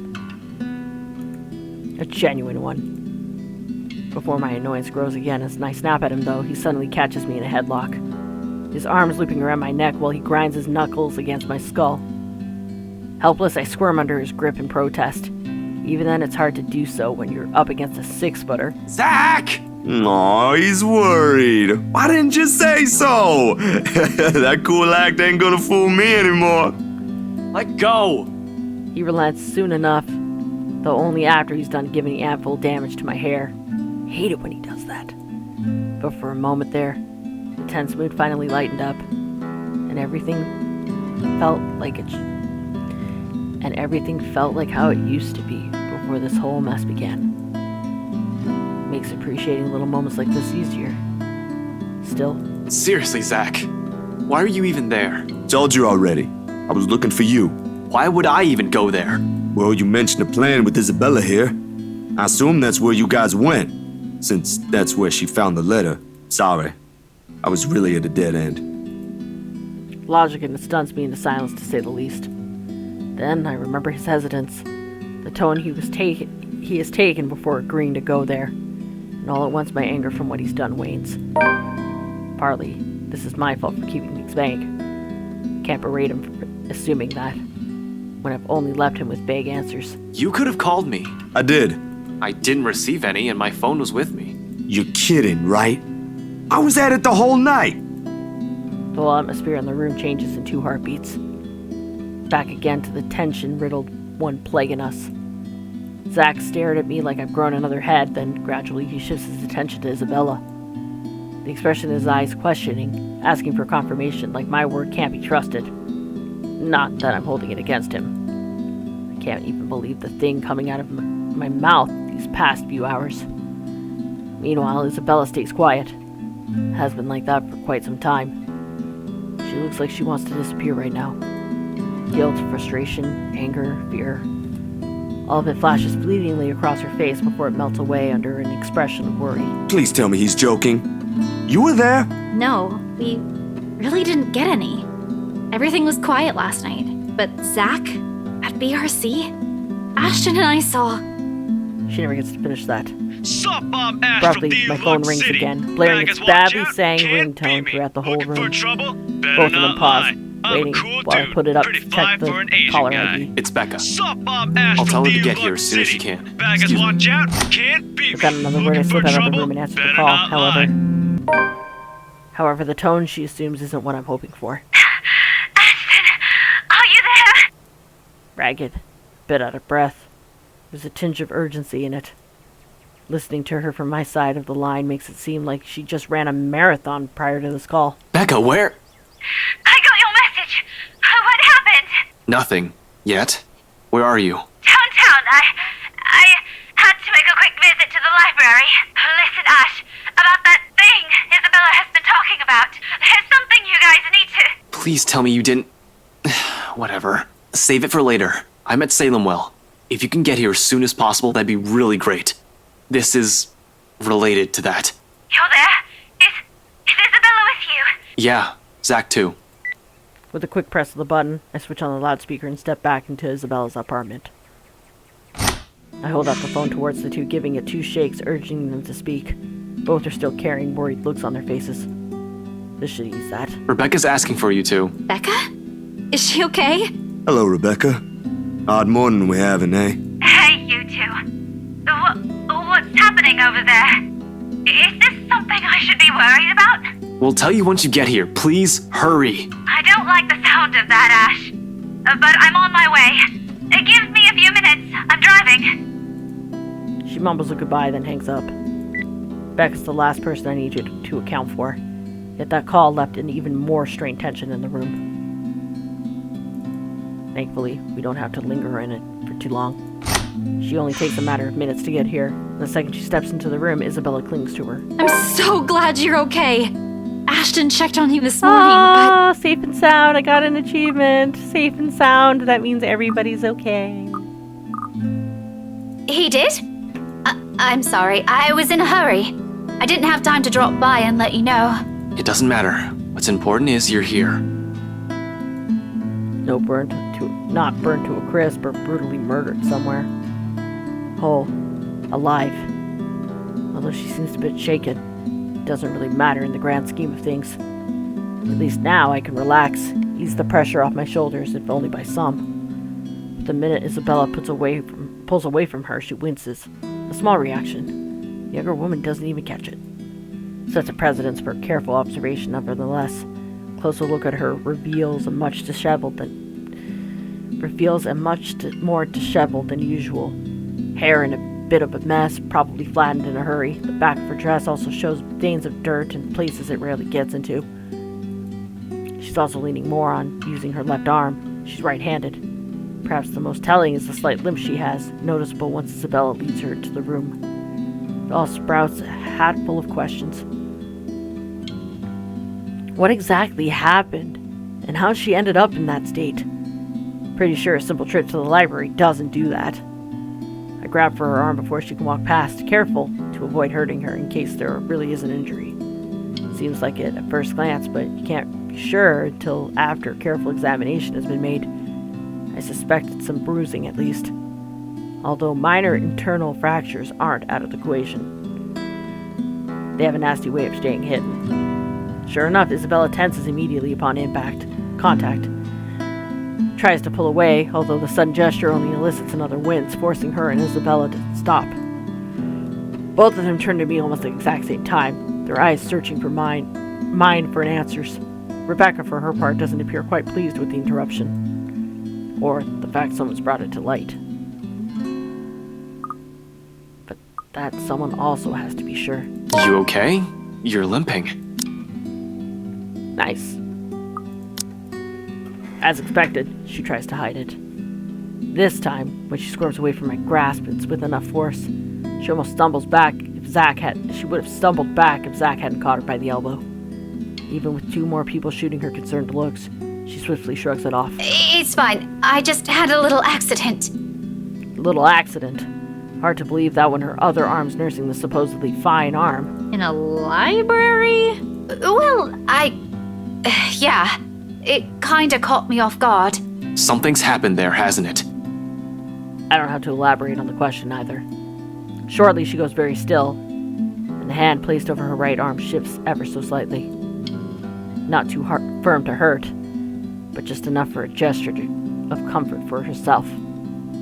Warily, she casts a glance at everyone in the room, but only the one she spares for Isabella lingers longer. And in that moment, something unspoken passes between them. An understanding.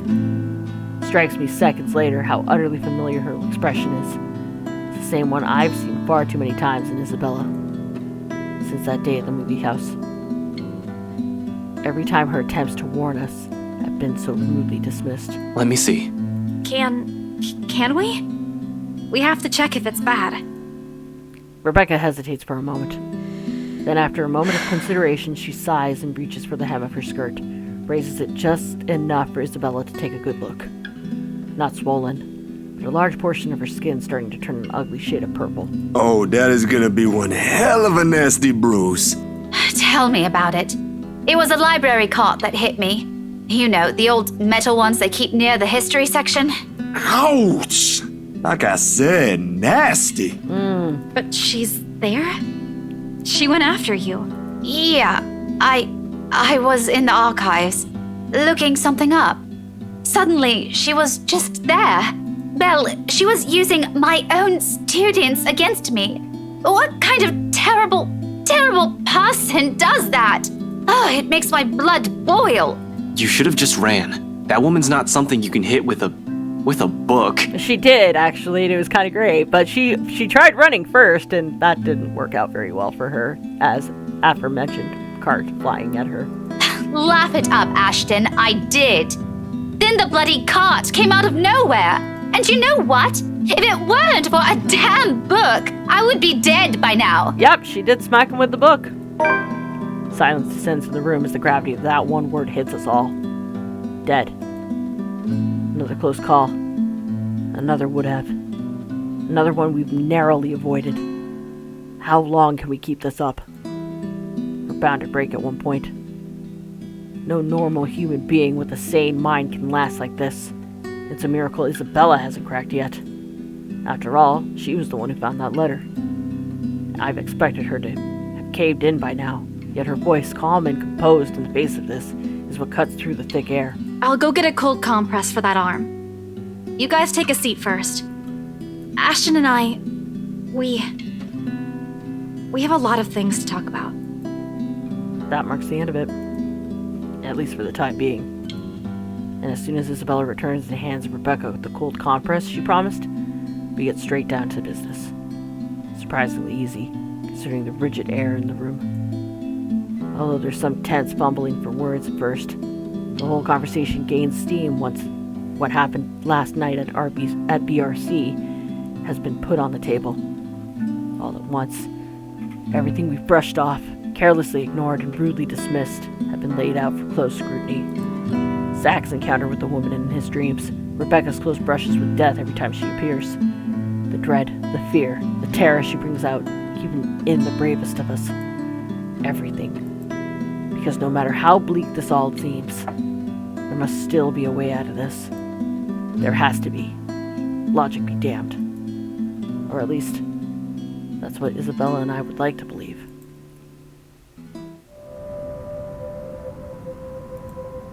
Yet, even as the cold morning light shifts to the warm hues of late afternoon, and eventually night, none of this still makes a fucking damn sense. Any fucking damn sense. Darkness has fallen, but we're still nowhere near figuring things out. If anything, we're more at a loss than we've ever been before we even started this. The next thing I know, frustration rears its ugly head, and the sheets of paper I've been holding smack the table harder than I've intended. The sound of it echoes loudly in the small room, and everyone simply falls silent. Along with it is a release of another long-held breath. Perhaps the 100th since this morning. We aren't getting anywhere at this rate. Don't just drop it. There must be something in this we aren't seeing yet. It's an odd thing to hear from her. The very words I've been telling myself every single time I find myself facing a dead end. We can use a little of the optimism right now, I guess. I know, but what are we supposed to be looking at here in the first place? Well, we already looked through those files. You're the one that picked it out last night, right? All of them? I'm pretty sure every person we've checked in there isn't necessarily involved. One client possibly died of old age. Remember, you found that dumb paper. Not so dumb if it can kill all of us. Very funny, Z-Man. Anyway, like I said, you discovered that paper right before the open house. No one else was allowed inside during that time. It's too broad of a scope if we include every single person. In fact, the only notable ones are C and Jean Marie. But if we're going to include them in the count, shouldn't there have been more than enough people to end this fucking curse already? How does this thing even work? Yeah, okay, they went in and out of this place. But no, you still don't get it. What I'm trying to say about those clients is... Shouldn't we look into the mansion too? That's where the letter came from. That's where she came from. Maybe it's just as the professor says. He did tell me there might be more to this than what I might be thinking. Yeah. I mean, look at all this stuff Rebecca brought with her. Apparently, our teachers have been lying to us all these years. So who knows? Hey, now don't blame us. Blame the bloody books they wrote. Quietly, Isabella reaches for one of the papers Rebecca has brought with her and carefully inspects the words printed on the page. A copy of an old newsprint from even before the city had been founded. Her eyes narrow with each line it passes, but lingers at the illustration of the noblewoman servant. Why do they have to keep this in the restricted section? Rebecca merely shrugs in her inquiry, but her own annoyance seeps through her answer. How should I know? I wasn't even aware we have archives that go as far back as this. This is before the city was even founded. As a matter of fact, if it weren't for Andrew's help, I wouldn't have gotten my hands on any of it. Maybe they didn't think it would be important to talk about it. After all, this is more Anselm's than ours. That or some old bugger's hiding something. Why else would these tell a completely different story? Revising what's hidden seems a useless endeavor on its own when you have nothing to gain from it.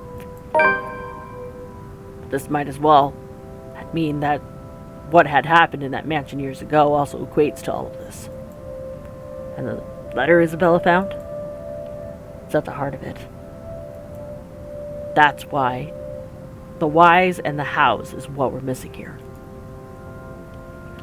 If I'm going to go by what Andrew told Zach, the connection between the letter and the mansion's curse may run deeper than what we've initially thought. We won't be able to figure this out without looking into the other. Fuck. How do I? The mansion's a private property now. Can't just waltz in there. I'd rather die before even thinking of begging Wright to let me in and investigate the place. One thing's very clear after these last 2 days, however. We're not safe anywhere, and I have to act fast if I want to keep my own friends alive. We can't keep running away. Sooner or later, she'll get us. Before that happens, I have to put an end to this. Sighing, I stand up and stretch out the kinks in my back after several hours of sitting. We've been at this for too long. A break is needed. Time to let everything sink in, or else we'll all burn out. I know I will. It's another thing I cannot let happen when they're all counting on me like this. Albeit unspoken, it's in their eyes as they look at me, waiting. We've been at this since morning. We should take a break for a few... The rest of it never makes it out of my mouth as something heavy and grating sounds from the far end of the room. A harsh, booming noise rending through the eardrums of everyone in the room. All at once, the three of them are on their feet, while I quickly palm for my gun on the table. However, before I can pull it up and remove the safety, the whole racket stops. Stillness descends in the room, and amidst the sudden hush, the four of us exchange anxious glances. So much for a break. Ashton, that might be... Gather everything. No questions asked. They waste no time getting to work, piling up the documents we've been reading through. Even Isabella's unusually silent as she gathers everything in her arms, her own movements sharp and precise, a deep furrow in her brow. There's fear, but something hardened and urgent overshadows it. But the moment doesn't last long. Before we can even finish, another noise ups the tension already gripping the place. Suddenly, the lights go out, and the wardrobe at the end of the room rattles, as if something inside begs for freedom. Cautiously, eyes glued to it, I take a step forward and release the lock of my gun. I'm no trigger-happy person. I'm not even sure if this will work with a ghost. Right now, it's smooth surface against my palm, with the trigger on the finger provides the closest thing I have to the lead as I approach the closet. Ashton, what are you doing? I don't think that's a good idea. We should just... Worried as they all are, they immediately stop at the slight raise of my hand. The edge is there, while they all huddle in the space between the door and the room. In case this goes south, whatever I find inside, they have enough time and space to run to their position. Two deep breaths, I've crossed the room and stood in front of the closet. Whatever's inside has yet to stop thrashing. Instead, it is now moved to banging at the door, louder and louder the longer I dally. Another shallow breath. Glance at my companions. Nod. Something creaks. Then, in the next moment, I'm grasping at the handles of the swinging door wide open to reveal nothing. Right away, I part closed, hanging on it, but still nothing. No ghosts, no woman, not a single trace of whoever's inside. Confused, I glance back towards my companions, only to see them mirroring the same expression on my face. The noise has finally stopped, but I'm quite sure it isn't in my imagination. Or maybe it is, and I'm just too strung up that my head's now making things up.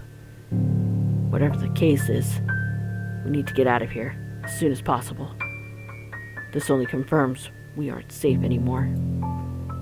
Without bothering to close it, I moved back, ready to leave, adrenaline now coursing through every vein in my body. In the next second, I'm barking orders in. We should go. Everyone, we need to... Ah! I'm sent sprawling on my back as something cold catches my ankle and yanks. The resulting fall knocks the wind out of me. Pain racks my whole spine and the back of my head as it collides against the floor. It's force enough to dislodge my own brain from its skull. The moment lasts before stars fade from my vision. And then, I sense it. Cold tendrils twisting around my ankles, the smell of vile rot assaulting my nose, nauseating, sickening.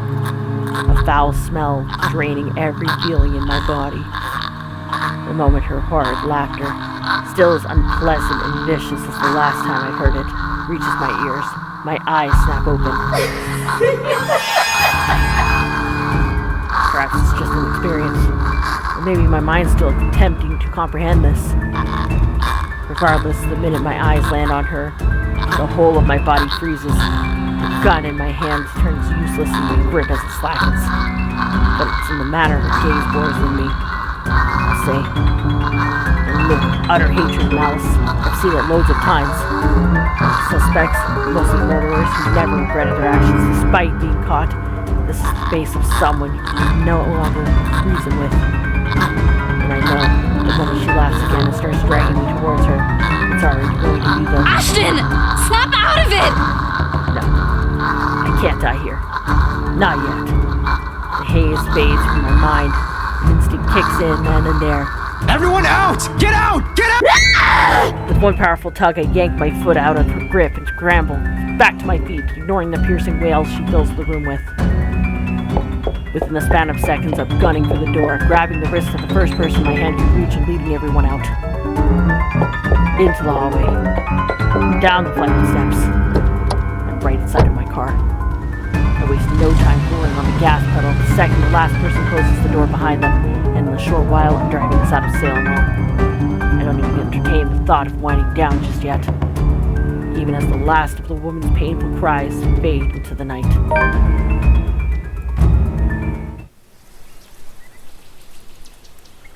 A dreary downpour starts on Monday, although it doesn't last for more than an hour. The dark clouds lifting just as the sun peeks over the horizon. Brief as it is, rain has significantly dampened the park's usual cheery vibe. Mornings like this often mark the start of another bad week.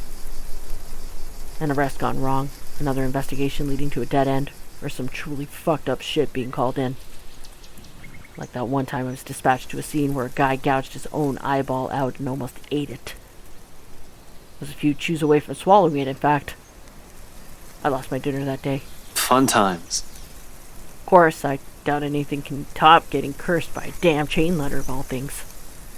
This is the sort of stupid thing people pass along as a prank through emails and text messages for fuck's sakes. Ghost chasing after you just puts the icing on that cake. So far, all we've done is run, snoop about, read stuff, and run again. Frustrates me to no end how we're still no closer to an answer. Even my car reflects the state of my mind is in. Photocopies of documents litter every available space.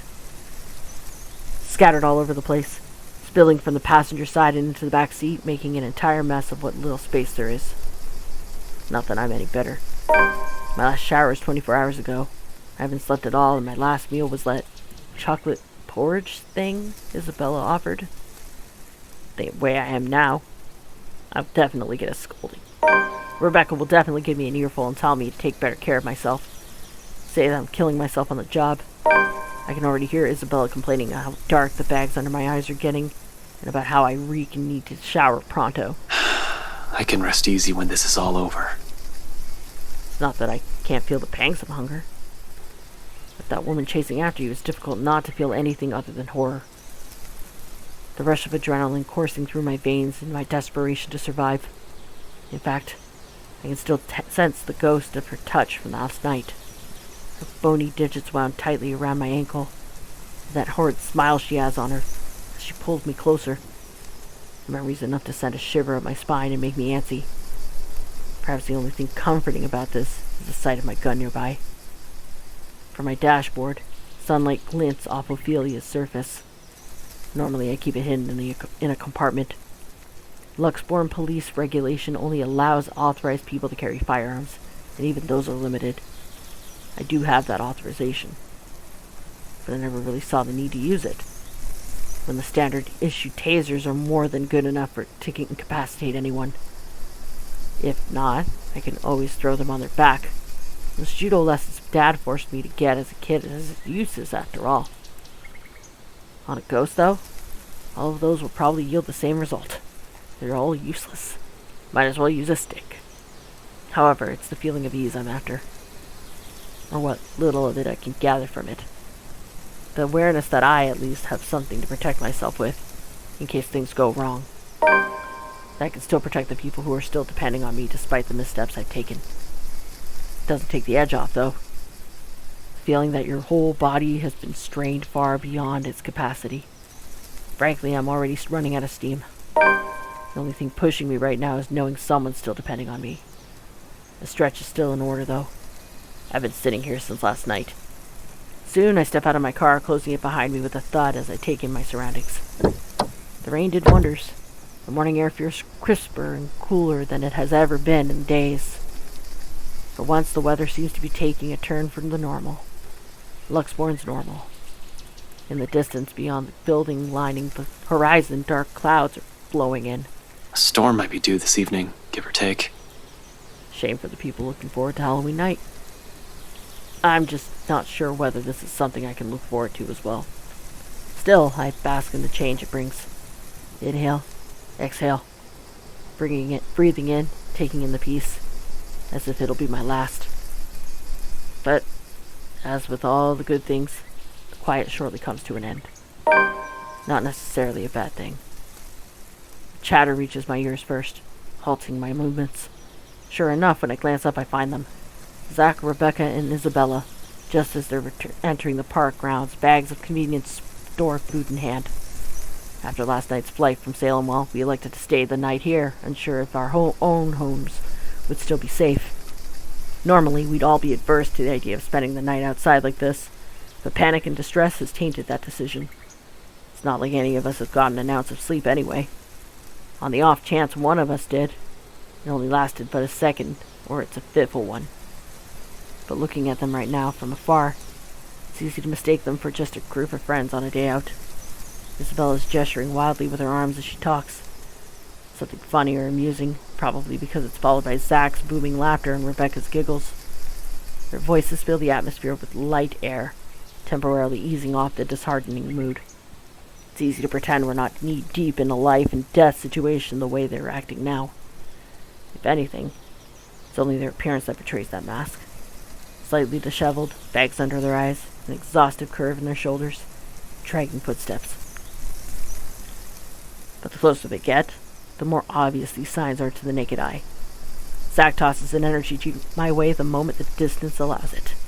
Isabella hands me the other bag she's holding, before seating herself on the edge of the fountain. The scent of warm food immediately wafts from the bag when I open it, carried further by the passing breeze. Whatever sweet sauce they drizzled over this pork wannabe, it smells heavenly. Hell, even the sorry-looking vegetables seem appetizing. Despite myself, without even checking exactly what it is, hunger swiftly takes over every rational part. I dig in without waiting for them to start. The rest of them appear to have the same mind, too. Soon enough, they also start with theirs. No casual talk while we fill our empty stomachs. Exhausted, as we all are, food is something we can't forgo. Starvation dulls the thinking, weakens the body. If we're to survive this, we're gonna have to take care of ourselves first. In a matter of minutes, we're done and dumping the empty cartons in a nearby waste bin. Along with it is the shift in the mood. Back to dismal. Back to the problem at hand. The comfortable atmosphere from minutes ago was nice while it lasted. Admittedly, I've missed these kinds of moments between us. We never had a chance. Always busy on some project or work. Things we've taken for granted, now we're realizing how valuable they are. The world has an awful sense of humor. While the one we just had is short-lived, it's another thing I want to look forward to. If we ever free ourselves from this damn curse, I'd like to believe there's a way. For now, we have to focus back on the present. This. Dead people. The letter. The curse. It's not simple to bring these up, but necessary. What now? Where do we go from here? It's not a question directed at anyone in particular. They all look to me as if my face has all the answers in the world. I used to think so, back when I was at the top of my game and I was still sure of everything. Now there's just uncertainty sullying every decision I come up with. At some point, logic has simply stopped working, and we've started grasping at straws. Along with exhaustion, fatigue, and stress, we have enough kindling to get a fire burning. The not-so-pleasant fire, kind of fire. Well, first, we can't just stay here. That much is obvious. But we can't just keep running like this either, Becca. Sooner or later, she'll... As if we have a choice. We can't even go back to our own homes because that thing might get us. Nowhere safe. But dying is the last thing I want to do right now, Isabella. Not to a stupid chain letter you were too gullible to pick up, bring with you, and show to everyone. I didn't do it on purpose. Becca, had I known, I wouldn't have... Hey, you two. None of us want to die to this. Just calm down. We ain't getting anywhere shouting at each other. Yeah, listen to Zach. He's right. Whose side are you on, Zachary? No one's. But we can't just say it's her fault. She did warn us not to open it, and both you and Ashton... That doesn't exempt her from any blame. She's still largely responsible for it. Can we, not blame each other and just, deal with this? And you're not? I didn't say that! Do you really think I don't blame myself for this as well? No, but all we hear you doing is pointing the finger at Isabella, so... I tried to warn all of you. None of you listened. Now you're blaming me for something I kept telling you guys since day one? You're just as responsible for this as I am. So now, you're throwing it back at us. We wouldn't even be having this problem if you're... Will you two cut it out? This ain't the place for I don't know, petty squabbles. If you don't want to get caught in it, then stay out of this, Zachary. Oh no, Zach. Don't stop her. Let her say it. I'm sure she has plenty more to say. If I didn't know any better, she's already. Already what? You want me to say it? Out loud? That I find you in this whole thing? All right, that's enough! Everyone, shut up! They all falter into silence at my words. An awkward and stifling mood descends upon us. I do not mean to shout, to snap at them, to add to that kindling. Not in a moment when any time, anywhere she might get to one of us. We're all in the same boat. Yet here we are, playing the blame game. Little by little, we're falling apart, caving into the pressure, to the bleak situation we're trapped in. Did that ghost mean for this to happen? To divide each of us so she'd pick us off one right after the other? Who knows? Anything's possible now if her kind can exist. With the fire burning between us, rising as high as it does now, I'm afraid. Deathly afraid. That the possibility might come sooner than I can figure all of this out. Fuck. I still can't think straight. Can't even believe the next words coming out of my mouth. That out of everyone, I have to be the one saying this to them. This is more their forte than mine. Oops. Keeping the peace, placating everyone, while I unintentionally aggravate people with badly chosen words. Funny how fast the tables have turned after just one unfortunate incident. How am I even supposed to cope? If we all want to get out of this mess in one piece, we're gonna have to cool our heads first. Before my own temper flares, I walk away and slide back into my car. If the door slams with more force than needed, I'd like to blame it on the pent-up anger boiling up in me. Not even sure what or who I'm angry at. The ghost? At them? Maybe at myself for being this useless. Because despite none of them saying it, I know. I know, goddammit. They're still counting on me. In spite of my failures or every harsh word I've ever uttered, or how unbearable I can be as a friend. I stare when the tension after the argument finally breaks, and one by one they follow me and get in the car. It's in the concerned glance as they shoot my way when I start the engine without a word and drive off. It's in their silence, a heavy gift, their unwavering trust. Yet it's one I'm more than willing to carry, even through my own exhaustion, if only to keep them safe. In this city of 68,000 strangers, they're the ones I have left.